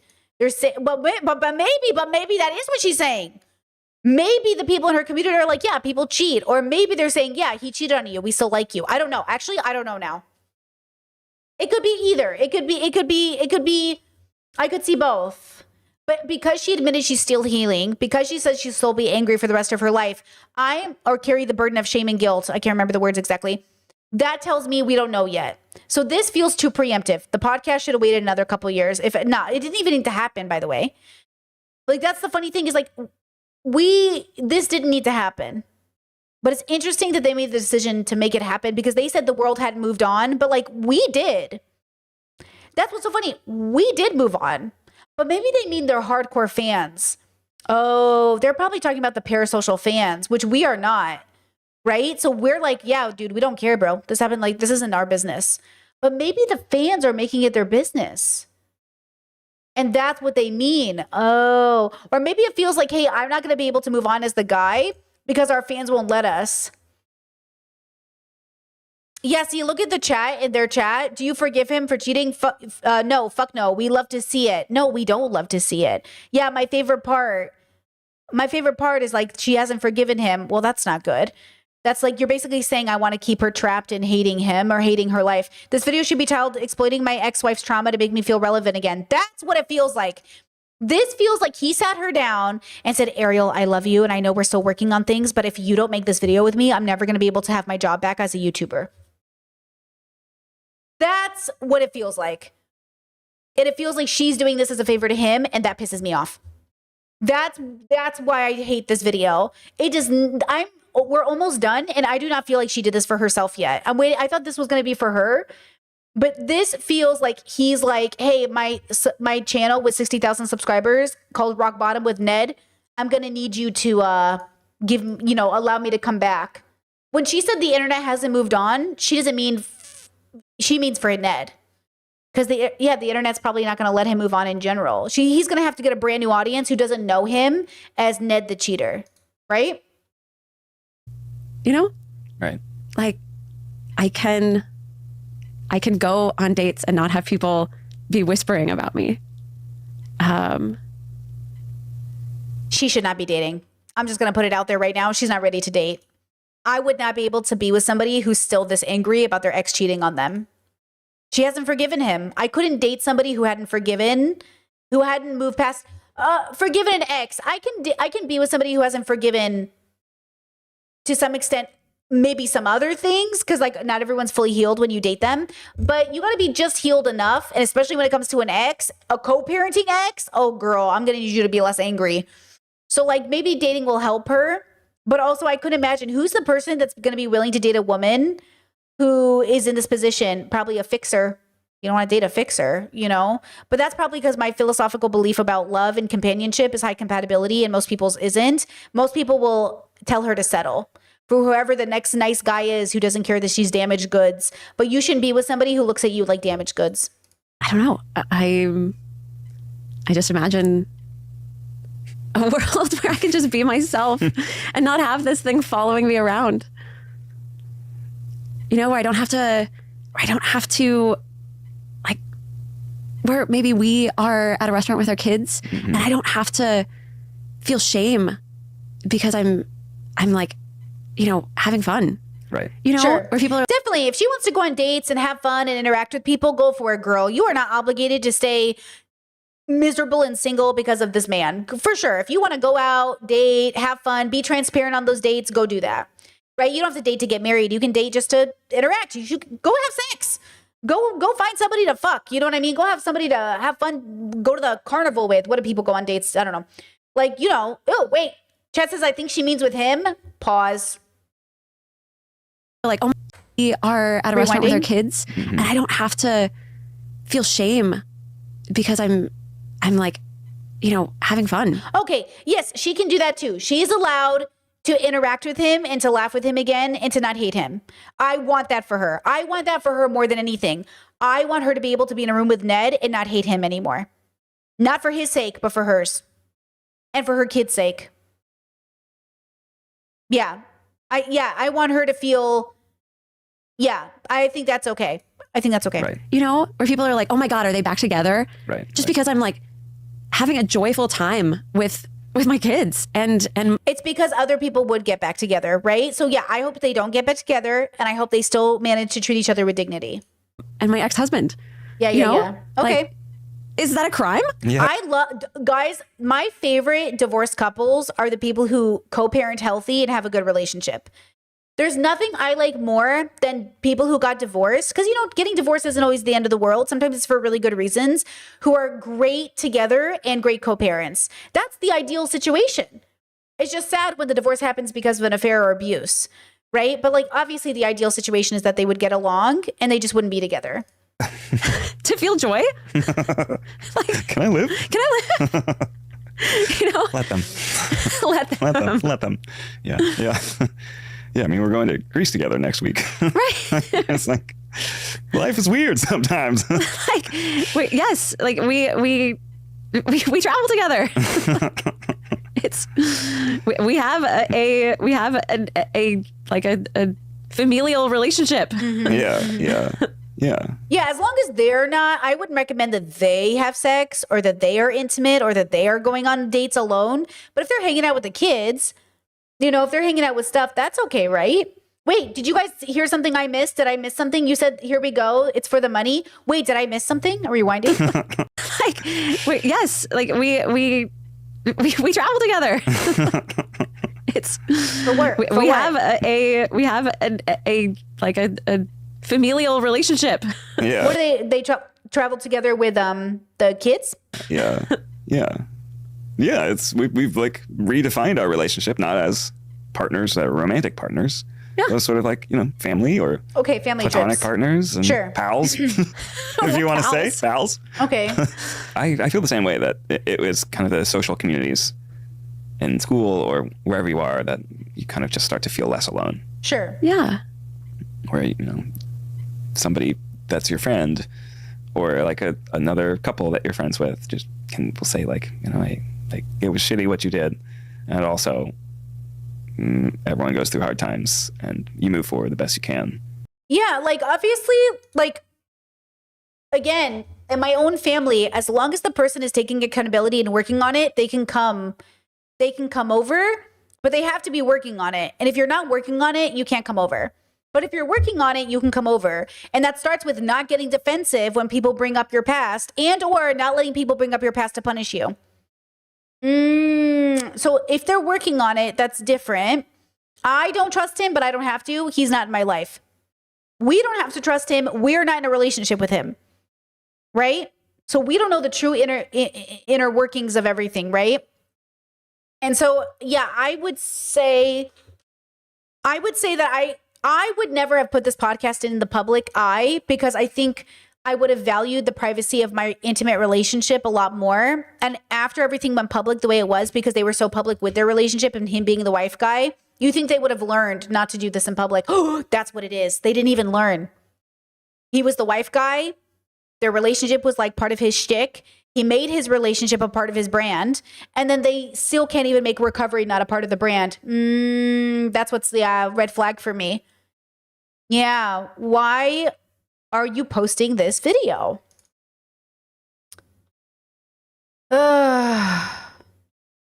Yeah, this is bullshit. You know why? Look at the description.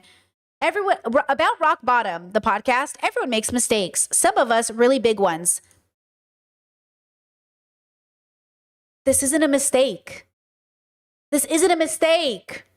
This is not a year-long affair is not a mistake, you fucking losers. Bro, I hate it. I hate this shit, bro. And then it goes, But what's next? Rock Bottom is the show that explores people's lowest, most embarrassing and challenging moments. Yeah, if I'm not gonna call this a mistake, bro. Yeah. Negatory. This is so BoJack Horseman coded. We're almost done. 4 more episodes. I'm going to finish it up this weekend, girls. You're going to see the last results for YouTube members. BoJack Horseman, this is what it feels like. Don't spoil the last 4 episodes for me. This is what it feels like. It feels like you just want to be able to say, like, I'm a different person now. You're not a different person as of where I'm at in the series. So, like, it's not a mistake. This is a mistake. It's a pattern of deception or abuse or whatever else. Ugh. Now, here's the question. Okay, here's the question.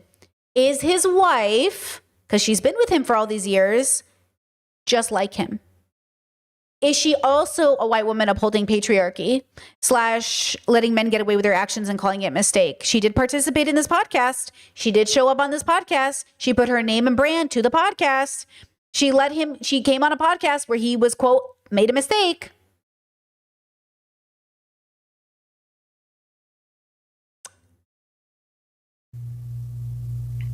And whether you are together or not, or whether sort of together, friendly but not romantic, like however you want to live your life as your family moving forward, that's like your business. Right. Yeah. And at the same time, people looking on the outside can kind of feel that nonchalance, and on the inside, it's like, what I did to you is one of the most devastating things I think that a person can experience.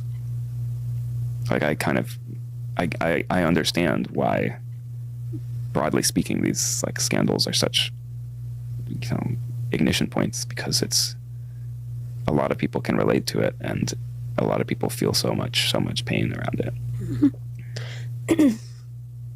And it can be both. It can be both, yeah. And it can be both at the same time. It can be both at different times. Mm. And it can be one thing one day and something different another day. Sometimes, guys, thoughts happen and then sometimes they don't. Sometimes people are and then they're not. Sometimes, bros, you make a mistake, and sometimes, bros, you come. It's all, who knows, really? Like, honestly, though, what is happening? I have some days when I hate your guts. Oh. And, and there are other days when I enjoy your company more than not. She's still in it. She still loves him. She still wants to be with Ned, but she can't because he is a dread. Yeah, I think she still wants to be with him. I know, I've been there, where it's like, you're still attached. That's okay. It's hard. But when she stops hating him, she'll also stop wanting to be with him. Hate, to feel that much connection to somebody, to hate somebody, is you're angry at the loss of not having them. Whether it's friendships or siblings or parents, you're devastated at the fact that you can't have the relationship you wanted with them. So you hate them. You hate them for making it impossible. Because they did. He made it impossible. How can you not hate him? He ruined everything. And then when you let it go, and you let go of that resentment and anger, you let go of wanting to be with him, or this idea of him, or the version of you guys together. And it just becomes another timeline that never happened in this one, And that's okay. It can be both. It can be both. Some days are really sad because I feel the loss. Yeah. Yeah. But other days, I feel a lot of gratitude and joy for where we're at now. That's good that she's getting there. She's not there yet, but she's getting there. Especially, our kids are awesome. Yeah, they are. I do kind of hate when people are having an adult conversation and they're like, but our kids are so cool. Your kids better be in therapy. That's what pisses me off about them. If they don't talk about their kids, better be in therapy. You have got to give your kids an outlet to explain their anger. Kids, even in a setting where parents aren't cheating, are going to go through it. I better hear that your kids are going to therapy. And I mean, they're worth every cent we've spent on therapy. Like, Yeah, because I mean, that's like a big reason why we're working so hard to rebuild. I don't even know if I would call it rebuilding. I think we're building something new. Yeah, for sure. I think you have to view it like that. The past is no longer. Oh, burn that shit to the ground. I'm kidding. Anyway. Yes, it's very strange living and having a marriage while also having that be so like public facing. Did you ever feel that there was these like What do you mean? You just had this whole conversation about it. layers of like the public facing you versus the real you? Yes, and that was always a struggle for me. He's a bad interviewer, bro. Is this how all his interviews go? Oh, is this the only video on the channel? Is this his first podcast? Has he never done anything else? What is this stupid picture? Has he never interviewed anybody else? Wait, that's so weird. Hold on now.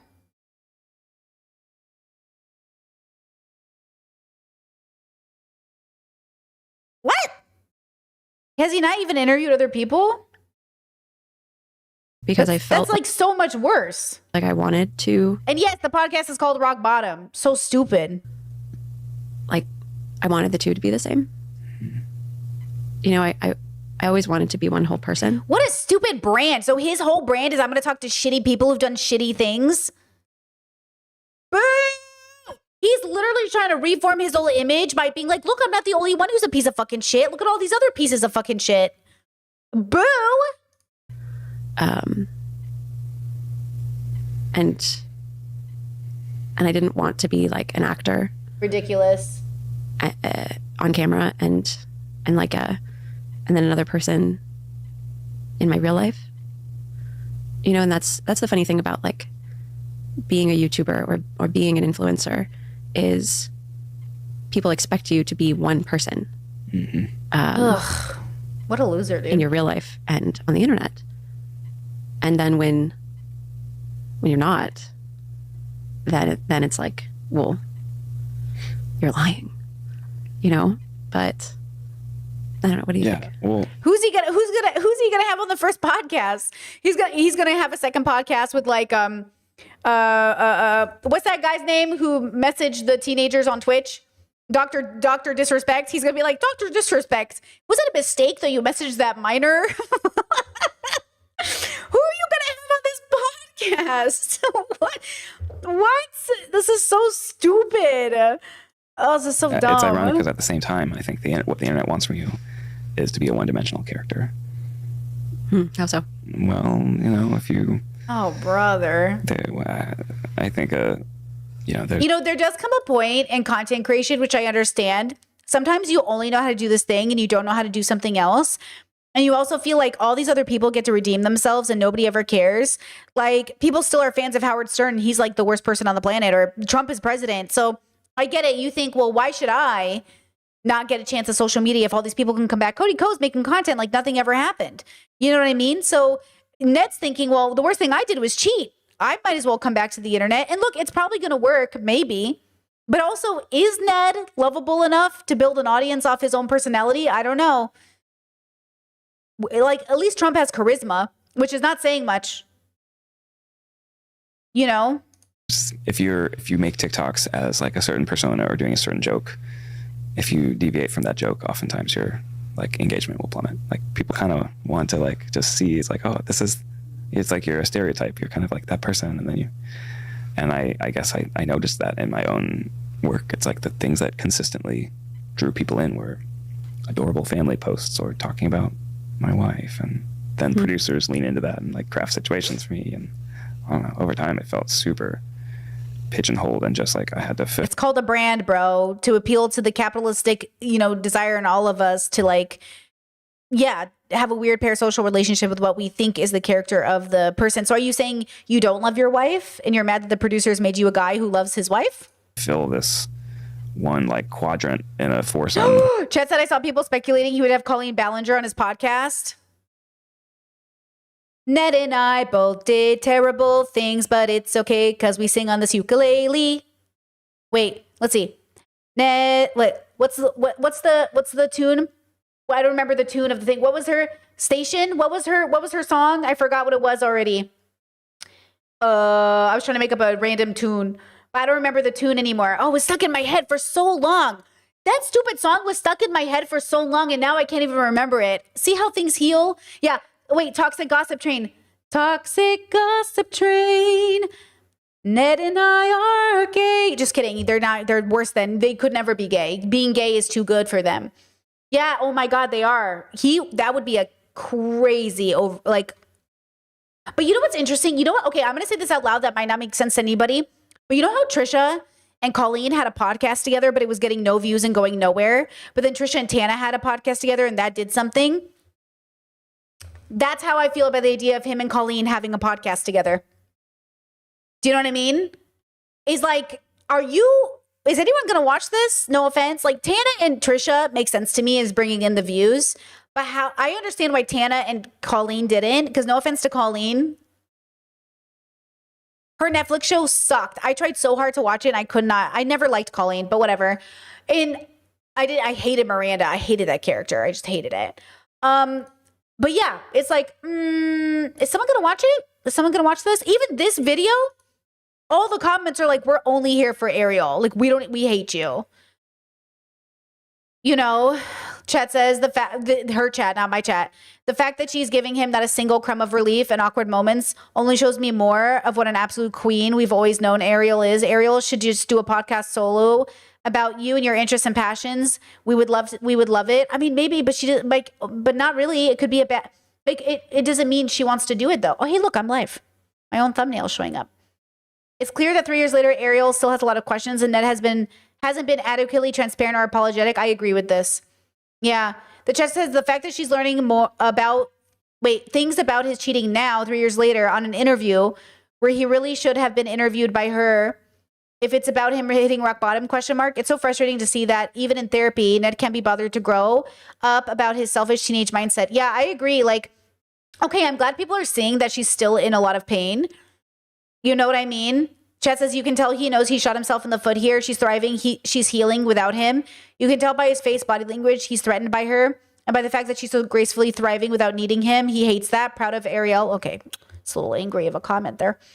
Some of these comments, like people are obviously still healing too through this parasocial relationship. And that's a big part of it too, is like some of you are still healing. So you're watching this podcast and feeling better through her. But obviously also, I don't like this narrative of like, he knew he lost. I used to play that game too. When I was unhealed, I'd be like, I won, he lost, like blah, blah, blah. No one's winning and losing. This is devastating. I'm sorry. Your life is just devastating and nobody has won. Everybody has lost. And that's why abuse is bad, because nobody wins. Nobody wins in abuse. We're all just fucking traumatized. And now we have to go heal. But healing isn't winning. It's what everyone should be doing. So everybody should be healing and nobody should be winning. Right? It's this idea of win and lose. You're so capitalistic, bro. You're so political. Win and lose, win and lose. Winning and losing have nothing to do with healing. Everybody should be healing, not winning. To just be this like, kind of caricature. You're like put in a box. I think it's very hard to like be a full person with nuance on the internet. There's always sort of a performance. Oh, yes, you're so nuanced, Ned. Oh, nuanced Ned. That should have been the name of your podcast. I'm so sorry, Ned. I didn't clock your game, my bro. Whoa, you're so nuanced, bro. I'm gonna fucking Slayer. So what are you gonna do now that you're back on the internet? It's a great question. I, for a long time, didn't want to return to the internet because I didn't see a way of. I didn't want to be myself. I didn't want to make anything. I didn't feel creative. And as time has moved on, I have a desire to create and to tell stories, but I don't really want it to be about myself as a character or myself or my relationship or my personal life. You know, I've always been drawn to things that make people curious and finding ways of connecting people with. No, chat, you're wrong. You said healing is winning. No, winning is narcissistic. Healing is peaceful. No, you're wrong. You're wrong. You cannot say that like, oh, everybody can win through healing. Abusers don't deserve to win, but they do deserve to heal. No, winning is different. Winning is different. Winning is a very specific mindset. It's very capitalistic. It's very political. It's very much like winners and losers. You can't win without losers. Okay? Everybody should heal. It's not a competition. It's not a competition. Okay? It's not a competition. Their interests, and so I came up with. Remember that people have made winning or healing a competition. It's not. Real healing is about your relationship with self and then your relationship with others. But if you're healing so you can get back at somebody, they'll say the greatest revenge is healing. No, it's not. The greatest revenge doesn't exist. You cannot have good revenge. No revenge. I don't know. I see myself more as like a host and more as just a vehicle for other people's stories. Oh, brother. And I don't know. Maybe I can, because of what I've gone through and Exactly, chat. Healing allows you to let go of the desire to win. Amen. Amen. my past, like connect with people and empathize with people. What? Yeah, no, I'm just. She's like, you're a fucking loser, bro. You're never going to be that vessel. You can't even be it for yourself. No, this is such a bad idea. Honestly, I hate that she did this podcast. For everybody's sake, I hate that she did this podcast. You think you're interesting enough? Oh, brother. No, I don't. You think other people? I think other are people interesting? will be interesting. And then that's regardless of whether I think I'm interested. I don't want to talk about my personal life or my family. Like, I want to keep our children out of the spotlight. Oh, I keep our dating brother. lives private. Like, it's not a good idea for my mental health, at least, but I think also in general, to sort of make your whole life your brand.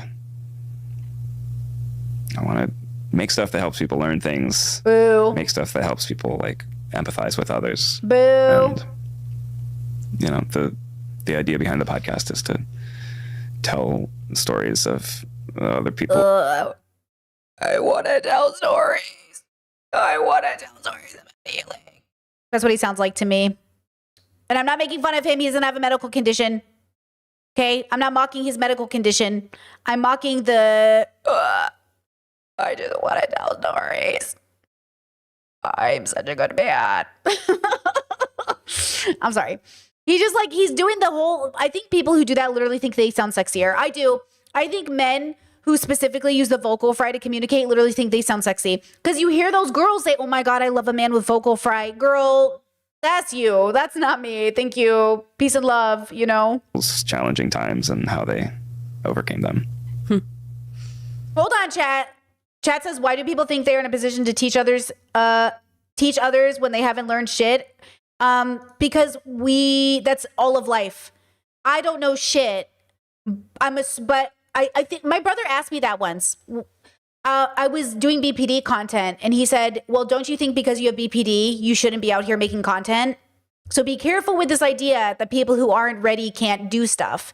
But if you're willing to admit in which way you have been a failure and you're not fully there, then you can show up, right? Because I don't like this narrative personally that we can all be teaching and students. I think the difference is if you're going to put yourself in that position, you have to also own that you're also still a student. Like, I'm still a student, even if you guys feel like sometimes people are like, oh my God, Brittany, you teach me so much. But remember that I'm still a student and students can teach each other. That's how we learn from our peers. And at the same time, there are people who are actually like really at a different place than you and they are like in a teacher position and you are not peers, right? The dilemma is, why does a person who is so deeply unethical and unhealed, why would I watch you tell me something that I need to know? And that's because some people do, right? Like, remember how I said that to the debate bros? I was like, I don't want to hear you give relationship advice. You're a serial cheater. And they're like, well, what does it matter if I serial cheat as long as I give good advice? Well, it doesn't matter to your audience, but it matters to me. right? So then it's about knowing which category you're in. For some people, they want to hear a fucked up person tell them about their life because it feels real, which is what I think he's capitalizing on. So my theory is he's capitalizing on the fact that he's fucked up to invite more fucked up people into the audience to be like, I'm fucked up too, Ned. And then all the fucked up people will hang out together, which is going to be a negative in this context, but could be a positive in another one. I think in some bubbles, it's really important to see people who are struggling at the same pace as you and struggling in the same things. But I think if the wrong person is having the conversation, then I think it can be bad. Does that make sense? I think he's not the greatest person to do this thing. But I don't think the premise is wrong, right? I don't think the premise is wrong that people who are going through things are also talking about it, as long as they're not deceiving themselves, right? Chet says, absolutely, I agree. It's more the trend of people who haven't shown growth wanting to teach before the work. What you are saying makes complete sense. I agree with you. That's where I agree. And I think we are saying the same thing ultimately, that he has not done the work enough to, I think, even be in the position to know he has more to do in a big way. Because when he says, I'm going to punish myself forever, that's not good. That's not advice people need to hear. People do not need to hear that they're going to punish themselves forever. That's not helpful. You do not need to punish yourself forever. But also people do not need to hear, oh, well, it's a big deal. It happened. It's locker room talk. Who cares? They also don't need to hear that. Right? Yeah. Okay. I hear you. Because if there's one thing I noticed is that people really seem to care about the train wreck that I caused. Would you say that was your rock bottom? Have you hit your rock bottom? Or do you think? I hope so. Yeah. Yeah. I would say my rock bottom was.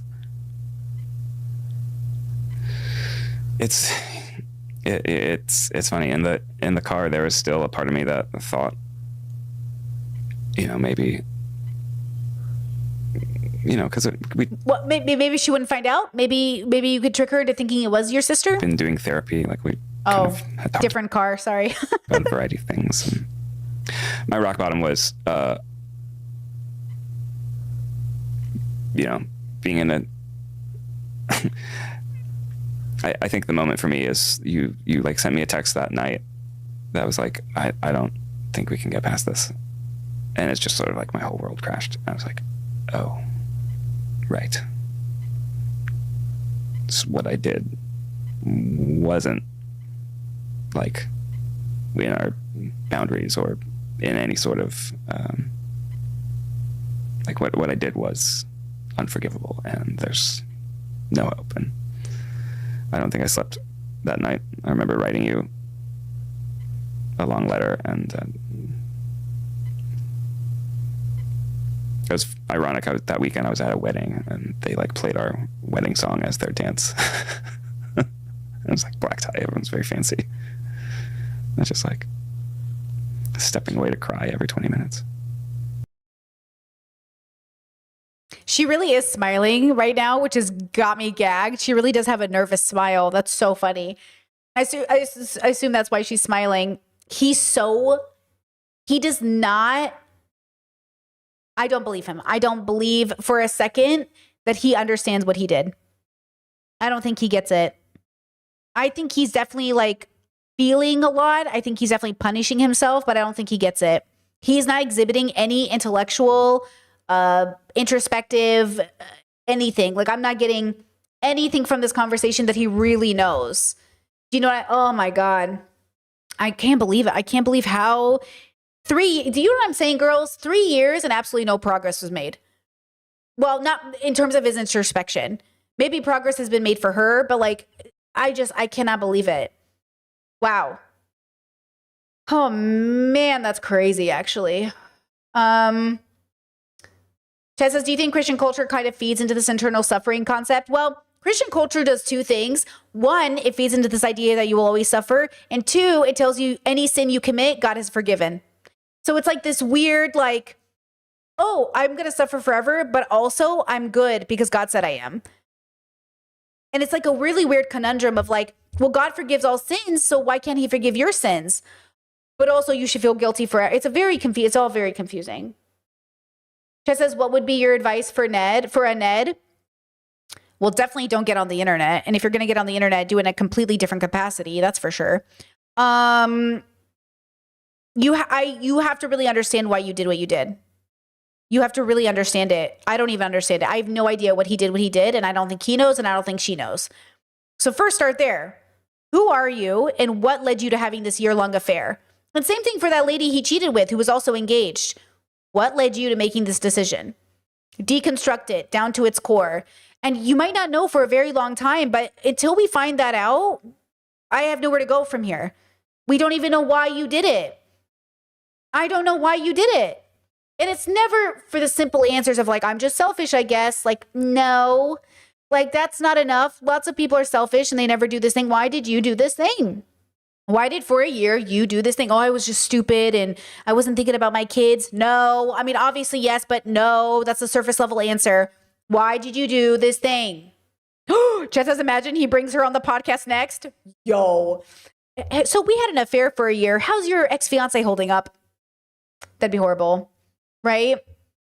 That's crazy. So my advice for Ned is like, you need to figure out who you are and why you did what you did. And then we can go from there. Well, we only have a couple more minutes. I know we could keep on talking, and maybe we will, but Are there any last minute questions we need to address before? are we together? We are not together. We live separately. We are devoted co-parents to our two beautiful, beautiful children. Wes, who is 7, and Finn, who is almost 5. Are we dating other people? I mean, I'm open to dating other people. I mean, yes, we are dating other people. Yeah. Will you ever be returning to some of your past work? What kind of work? Like your old podcast? No, I don't think so. No, I'm grateful for my time there, but no, I think that era is over. So what's next for you? I know that They're so bad at you're- answering questions.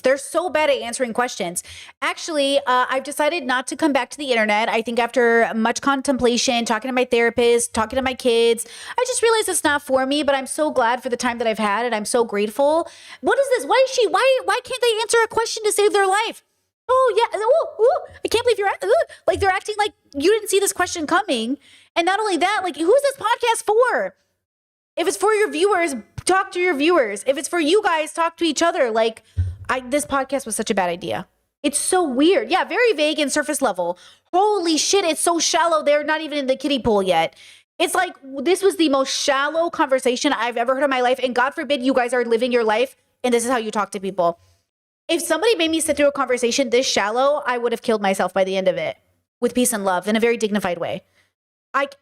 I'm not sitting, I'm too autistic for this. This is the most shallow conversation I've ever heard in my life. Jesus Christ. And I've had some pretty shallow conversations on the internet, let me tell you. And to be fair, most of the time when I have a shallow conversation, it's because I'm literally denying my feelings. Wait, pause. Bubble pop. When I've had the most shallow conversation, you can go back and, well, you probably can't because they're privated now. Even collaborations I've done with people, if I am being shallow and I'm not thinking deeply, it is because I either do not want to be there, I'm literally so tired I don't have the spoons, or I just want to get it over with. This whole podcast is exactly that. You do not want to be here. You just want to get it over with. You are tired. Let me tell you, this whole podcast felt like, let's just get it over with. Oof, the worst way to make content. Creative person that you've been doing a bunch throughout your career, and it's kind of like, it must be exciting to kind of be like a solo artist now. Yeah, I mean, these last 3 years have given me a lot of time to like kind of express what I love. And I've gone back to pottery, which is something that I was really into in college. It started out as just something that I wanted to do just to, like, I don't know, kind of center myself as like a hobby. Cool. But I've gotten really into it, and I've been spending a lot of time in my own studio, and I'm starting up my own business. Okay, cool. I know. Yeah, and we'll see where it takes me. Yeah. Do you think you're going to be like a public, like, do you want to continue being an influencer? Probably not. Probably not. For a couple of reasons. Even the fact that they identify as influencers is crazy. I do not identify as an influencer. Like, that is not a word that I would even, I don't even call myself that in general. The fact that she even identifies or they think of themselves, that's capitalism. Capitalism creates influencers. Content creates artists. Like, well, depending on the bubble, but like, I think of myself as a creative. They think of themselves as influencers. That's interesting. I wonder if her pottery is going to be more creative than anything. You know what I'm saying? I mean, the first reason is that I really enjoy just making stuff, just making stuff in my studio by myself. I know that sounds so silly, but I love just going into my pottery studio. Why would that sound silly? Isn't that literally what everyone does? Wait, what? I know that sounds so silly. Wait, what? Making stuff, just making stuff in my studio by myself. I know that sounds so silly, but I What love is this bubble? just going in. What is this bubble? Damn. Yeah, Chet says they internalize misogyny, minimizing what she loves. What are you talking about? Men who spend time like working on their car in their garage? People who spend time doing stuff alone? Like, yeah. Oh, man. She must really be in a bad bubble. Like, the bubble she's in must really be like shallow or something. That's so weird. Into my pottery studio and just sitting at my wheel and getting so dirty and not filming it and just doing what I want to do and making mistakes and just sometimes making really shitty stuff. The difference, chat says, I mean, you're very popular, but niche. Everyone here is a creator. Try Guys has been plastered everywhere by BuzzFeed, so they're almost celebrities, hence an influencer. That's how I process it. But they also choose to be branded. I don't brand myself. I'm not the wife guy. He just mentioned that there's big channels that have 8 million subscribers that have a brand. They put like a brand to it. That's the influencer part. They work with sponsorships. They work with things. I don't do that.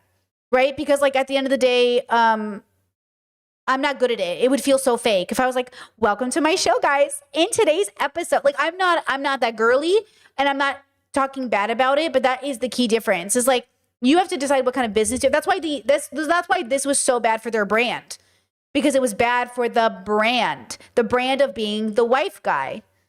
It's way worse than just a guy who's a streamer look at all the gamer bros who get hit with this stuff all the time. It doesn't even matter. But the Try Guys, it was a big deal. Do you know what I'm saying? It was like, I wonder how many sponsorships they had to like get out of. I wonder how many things went wrong in that way, right?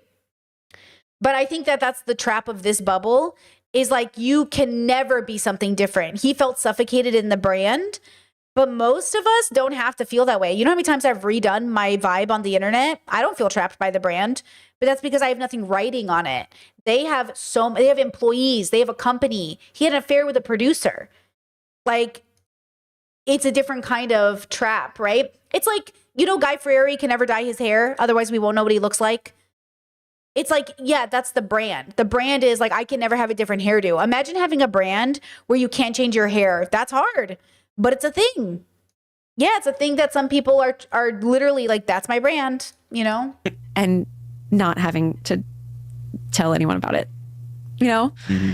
And the second reason is that I feel like sometimes, and we don't have to put this part in, but it is a valid reason. I feel like sometimes people who are on the internet, there is another standard of beauty for people who are on the internet, and I don't want to hold myself to that standard anymore. Okay. I'm going to be 40 this year, and I want to look at myself in the mirror and I want to say, fuck yeah. I don't want to look at myself in the mirror and be like, oh my God, are people going to notice that I don't look like I'm 30 anymore? You know, are people going to think that I look old? Are people going to think that my, you know, that this is bad or this is bad or this is bad? I love looking in the mirror and being like, you know what? I look great.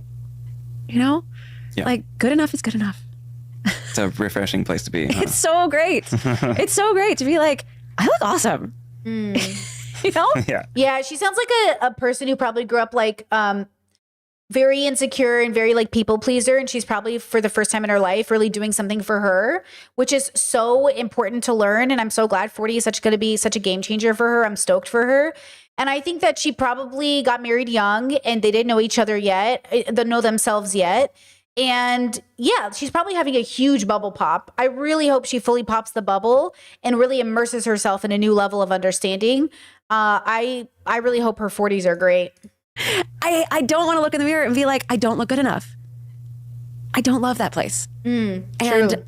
And I think that being a public person, that you sort of have to look at yourself that way. Or at least that was my experience. And I choose not to do that. Yeah. That's awesome. Mm-hmm. Yeah. For me, I also like love creating, and instead of making pottery, I like making media. So there is this sort of inherent, like, if I'm going to be in it, yeah, you have to kind of think about what you're saying, what you look like, and yeah, it can be hard, but I'm happy for you. Thanks. What can I do as a co-parent and a friend to continue supporting you and to be? Maybe ask that offline. Why are you asking that here? I mean, what do you want from me going forward? Just be authentic. Just be authentic with your audience. Oh, brother. You know? Like, what are your hopes and dreams for the future? I just generally want to be the person that I genuinely believe that I am. You know? Yeah. I feel like for a long time I've wanted to be one person, but Man, I really wish she had done this solo and be like, hey guys, my name's Ariel. My husband Ned cheated on me and I want to talk about it. Here's what it's been like from my experience. I did not need him here. I would have loved to have heard from her all the details about her experience, what it was like.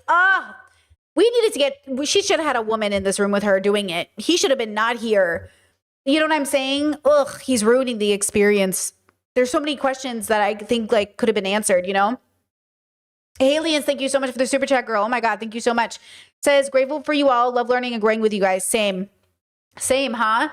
But yeah, like, see, okay, I'm glad you guys agree, because how cool would that have been? I would have loved to know what happened. How did you feel? What did experience? You could be helping so many women who are in the same position, or men, people who have families, people who've been married, infidelity. And instead, this just felt like save Ned. This just felt like save the man who put our whole family in this position. Ugh, you know? It just would have been so cool to have really, you know, but maybe she can't do it now, but maybe she can do it later. But that would have been a very powerful, like I feel like I could have cried with her. I feel like there could have been, I felt like there was no emotion here because he can't allow the vulnerability. I feel like it's not safe to be vulnerable with him. But how powerful would it have been for her to have been vulnerable with us in a way that would have been relatable and like, oh my God, you know, does that make sense? I don't even know this lady, but I know what she went through was one that like deserves a really an insane amount of compassion and dignity and just like support. She really like the what she must have gone through must have been just horrible, just horrible. And I feel like this didn't, I don't know. I think maybe I'm projecting. I just wanted better for her, I think. But I think I'd like better for everyone in this position, you know? I've lived the life of a person who isn't that person. And I'd like for those two things to be the same. Same. Yeah. And what do you hope for the two of us? I just want each of us to grow in the way that makes each of us happy. You know? Mm-hmm. I want you to be who you are, and I want me to be who I am. Mm-hmm. And I want for you to feel like you can be who you are. And I, you know, I want you to, you know, feel like you can do that without judgment. I want the same for myself. Yeah, I feel the same way. I think that by kind of He's got the craziest body language in history. Not that we believe in reading body language, but obviously, like, he's just weird. This whole thing is weird. I don't like it. I didn't enjoy this. This was not enjoyable. What we're gonna do after this? You just wait, girls. We're gonna watch some stuff because I wanna see what he was like beforehand. But this is weird. This just whole thing is just weird. moving forward more as individuals, we'll each be able to kind of be the best version of ourselves and to kind of discover maybe parts of ourselves that are less to the forefront when you're like really in a relationship. Oh, you know what it is? If I was talking to my partner, I'll give you an example. Baby, can you go to the store for me and get me some vegan ice cream? Yeah, I guess, like, I suppose. Yeah, like, to the store? Yeah, I guess. Versus, yeah, of course, do you want anything else? He's not in. He's in here. He's not like, I'd be like, hey, is something wrong? Like, are you okay? Can you go to the store for me? Is something wrong? Like, you know what I mean? He's not here. He's here. Yeah, this whole thing has been like really hard. And like, I just want to, like, my family's broken and I did this. And it's like, she's talking in louder. Like, she's in the forefront. He's just somewhere back. And I don't know, like, he's hiding. Like, he's trying to hide while being there. Sir, are you okay? You know? He's literally lagging. He's literally like, what are you doing? You know, it just feels horrible. It doesn't feel like a real conversation. It just feels so strange. Like, why am I putting myself through this? Like, can you please talk to me, please? Hey, are you okay? Can you talk to me? Like, I would feel like if my partner talked to me like this, I'd be like, hi, are you okay? This is not how we talk to each other. Like, this is weird. You know, it's just weird. But, you know, that's for us as individuals, but for us, you know, as co-parents, I hope that we raise boys of honesty and integrity. Oh, great. Are happy and feel loved. And I hope that we're a team who tells each other what's on our mind, even if it's not always, you know, hard to say or easy. Hold up. You are not a team anymore. I mean, you are a team, but you're not a team anymore. Like, you don't need to have unfiltered communication. I'm not having unfiltered communication with my ex or my siblings. You know what I'm saying? Like, I will have, I don't know, maybe parenting unfiltered communication for sure. Yeah, they're still healing. They're not over each other. Because when you become over each other, then you become respectable strangers or friendly people. But like, you're not about to be friends, bro. I don't know how to tell you this. Like, this is not a relationship where you stay friends. This is a relationship where you stay friendly. Those are different things. I think they're still holding on to this idea they can be friends, right? You stay friendly, stay, you know, normal, stay healthy for the kids. But like, yeah, I'm not going to call Ned up and talk about my fears with Ned. Do you know what I'm saying? Like, is she calling him up to get emotional support from him about things that aren't related to parenting? That's okay because they're still breaking up. See, they're not done breaking up. I don't think they're done breaking up, which is why they're not divorced, right? They're separated. I think they're not legally divorced. They're not done. The relationship isn't done. I don't know why you're dating. I'm sorry. When my friends call me and say, hey, I'm thinking about dating this guy, but he just got a divorce, or hey, I'm thinking about dating this girl, but she's getting separated. No, sorry. Absolutely not. To hear. That's what I hope for us is to. And I understand there's 8 billion people on the planet, and for somebody it's working, good for you, but you're not the exception most of the time. So I'm sorry, no. Have a parenting partnership based on in laughter, in respect, and in honesty. Me too. Hold on. Let me get you this. Ned and wife Ariel are not focused on getting divorced 3 years after the cheating scandal. Ned and his wife are separated but not focused on legal divorce because they're still in love with each other. They're not done with the relationship. Oh, is that it? Thank you again to Ariel. Jump scare. Thank you for your honesty, your vulnerability, your directness. This truly meant a lot to me, and thank you for watching. Next week, I'm excited to not be the subject of the episode. I'll be having a conversation with Lara Love Hardin. She is a mother who overcame a battle with heroin addiction and eventually was a Oprah book club bestseller. So it's full of insightful and human drama, and you're not going to want to miss it. So see you next week, and take care.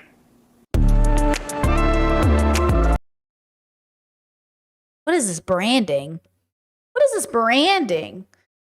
Yeah, look, I understand that getting divorced is annoying and it's paperwork and it takes a second, but I think it's crazy not to get divorced and then make this podcast. You're still in it, bro. I can tell you're still in it. You need to get divorced. Like, for some people, it's obvious, like, it's just paperwork, but for these people, I don't think so.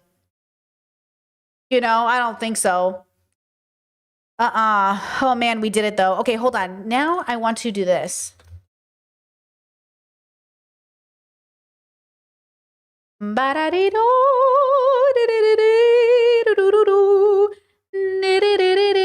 Okay, wait, hold on. Hold up.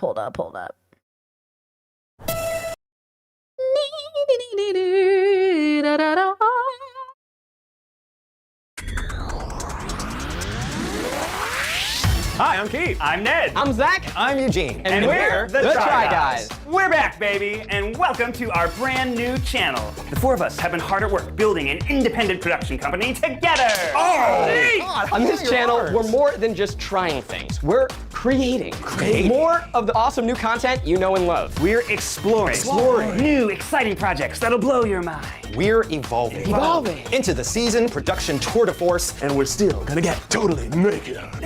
Nope, no we're not. Put your shirt back on. I haven't been wearing pants. Oh my god, you guys, listen, we're a mature, autonomous group now. For the record, I also have not been wearing pants. Even though Eugene clearly hates us, we're still best friends, and we're beyond thrilled to be sharing this next chapter of our professional and personal lives with those who matter the most to us. My wife. No. Oh, my baby.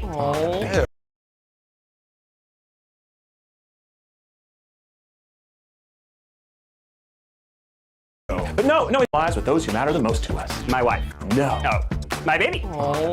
But no, it's you, our beautiful and amazing fans. We wouldn't be where we are today without your love and support, and we can't thank you enough for watching our videos and joining us as we enter this brand new journey. Now that we are completely independent, we control how our brand runs, and we'll be more connected to you than ever before. So here's a dope thing we're doing. You can sign up for our Patreon to get access to behind-the-scenes videos, interactive live streams, exclusive merch, and so much more. On Patreon, fans can access new videos. Here's a week until Instagram. Links in description.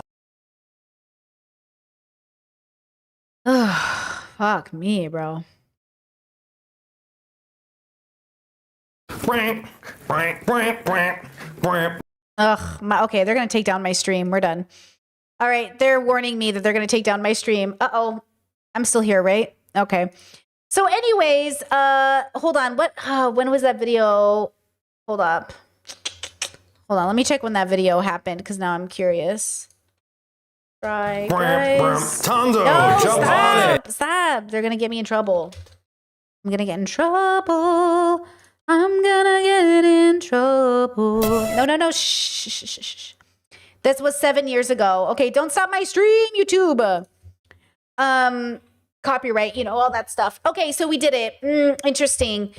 Yeah, my wife. He's just like the most important thing to us, my wife. Well, I will say this though. Again, you want to prioritize yourself, but not over your marriage. You want to prioritize your marriage, but not over yourself. You want to prioritize your spouse, but not over yourself. You want to prioritize yourself, but not over your spouse, right? You want to prioritize your kids, but not over yourself. You want to prioritize yourself, but not over the kids, right? You never want to do stuff at the expense of others. Like, the goal is to not have to do things at the expense of others, meaning throwing them under the bus, being cruel towards them, right? And so, your brand of my wife is the most important thing to me. Well, if somebody asked me who's the most important person to you? I would say myself, I think. And then I would say my spouse. Because in my brain, it's kind of like an airplane. Like, make sure you put on your oxygen mask before theirs. But then if they said, who's as important to you, to yourself that you are, I'd be like, my spouse. My spouse is just as important to me as I am to myself. Because that's the only person that's that way. Nobody else is that way.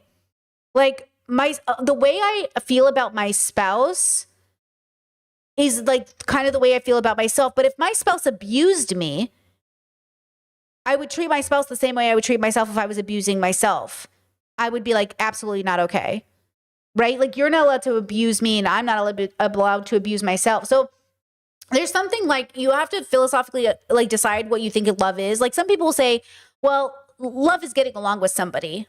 Well, I love a lot of people, you know, because I get along with a lot of people. Or they'll say, well, marriage is about making babies. Well, I can make a baby with anybody. So, and they'll say, well, partnership is this, that. You have to decide what's your philosophical belief around partnership. Like, we just had our second wedding anniversary, been together 3 years, married for 2 years. And we just went and had our wedding anniversary in August. And we went through all of our old DMs together for when we first got together. And we saw like how it went, you know, starting off casual, neither of us assuming we would be married, of course, because that'd be kind of weird. But like, we're talking and very quickly, it's clear something's happening, but we don't know what it is. And as you read through the DMs, it's like really clear that the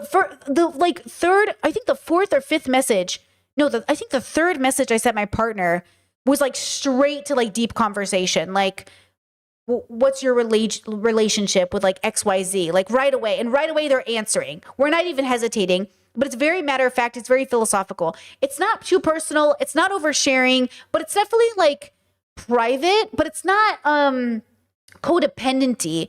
It's just very like, you know, I've thought about this a long time. Here's what I have to think about it. Oh, interesting. It was very like adult. Like, it was really like it was like the opposite of having to pull teeth to get somebody to understand themselves. It was like really talking to somebody who's thought about it. And it was like really cool because I have never like, I rarely run into that. Do you remember when I would collab with Debate Bro and people in my audience would be like, Brittany, he's not going to get it. It's like pulling teeth with him. That's what it's like with a lot of people that I talk to. So many people that I talk to have no idea why they like the food they like, why they're interested in the things they're interested in. Like, it's not a special interest of theirs to know themselves, which it makes sense because we're raised in a world where people are usually told to extrospect. They're told like to be people pleasers or to think of themselves in relation to other people. No, chat, you said you mean like talking to an adult? No, I talk to adults all day. Adults don't know anything about themselves. It's not about talking to an adult. There's a different relationship, right? I talk to adults every day. They don't know themselves. It's like they know parts of themselves, but they don't really know why they do what they do, right?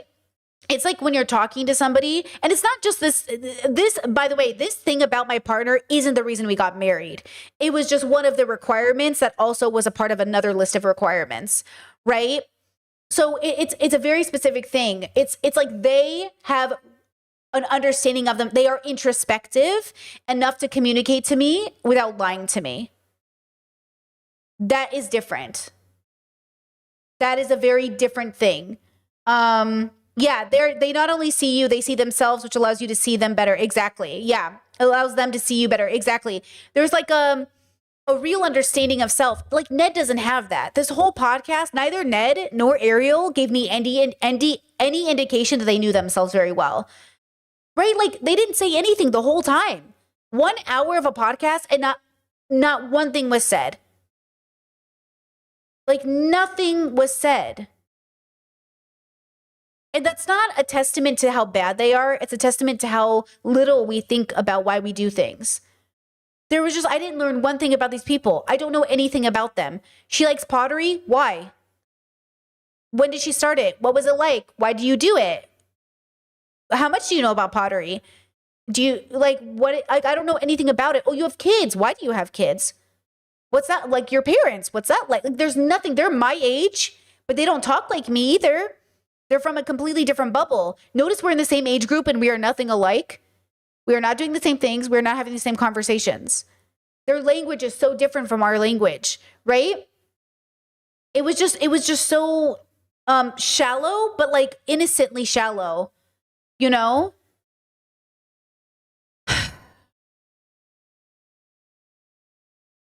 Yeah, I don't know. It was so interesting. Yeah, what a absolutely nothing was said podcast, you know?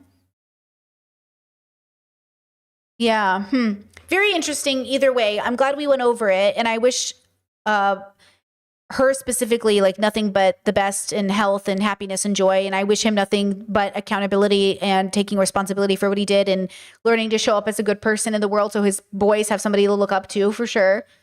Yeah. Yeah, chat says it felt forced, like neither wanted to be there. I agree. It felt forced, like they were just getting it over with. Yeah, I don't think I don't think that was good for us or them, but here we are. Wow, interesting, huh? Yeah. Chet says, I hope their kids don't find this podcast until they're adults and ready to hear this. I mean, I'll be real. I think they're fine to hear it as teenagers. I think once you turn 14, you can be exposed to just about everything with supervision because like you're heading into adulthood, right? So I feel like I could have handled this at 14 easily. As a teenager, guys, I don't know about you, but I was a pretty resilient teenager. I was seeing very adult topics when I was a kid. I was giving advice to people in affairs. I was literally lecturing people having affairs on their partners and giving them advice on how to fix their marriage as a teenager. Like I wasn't mature, but I was capable in many ways of understanding adult conversations. I was reading harder books than most adults could read and comprehend right now. So I feel like I hope their kids are educated enough to be able to use this as a point of understanding themselves, right? I'm not saying they need to be mature. I'm not saying they need to be treated as adults, right? I'm saying that they need to have those conversations, right? Chet says you were parentified. Yeah, but I was slightly parentified, not in the way that people think. I was parentified in a different way because I was talking to strangers, right? Like this is my special interest. I was not mature, but I was thinking about ideas more than adults were. So like, I'm not saying my parents came to me to talk to me about affairs. My parents never came to me for advice. I wasn't parentified in that way. I never paid their bills, right? Like I wasn't, do you know what I mean? I never had to pay my parents' bills. I never had to like listen to them talk to me about their issues. Like I never was, but I sought out in my life online forums of adults having affairs. And I'd be like, why are you having an affair? I would like seek out online like spaces to like ask people about their life. And I'd be like, but why are you doing that? And then I would like, eventually they'd be like, well, what do you think I should do?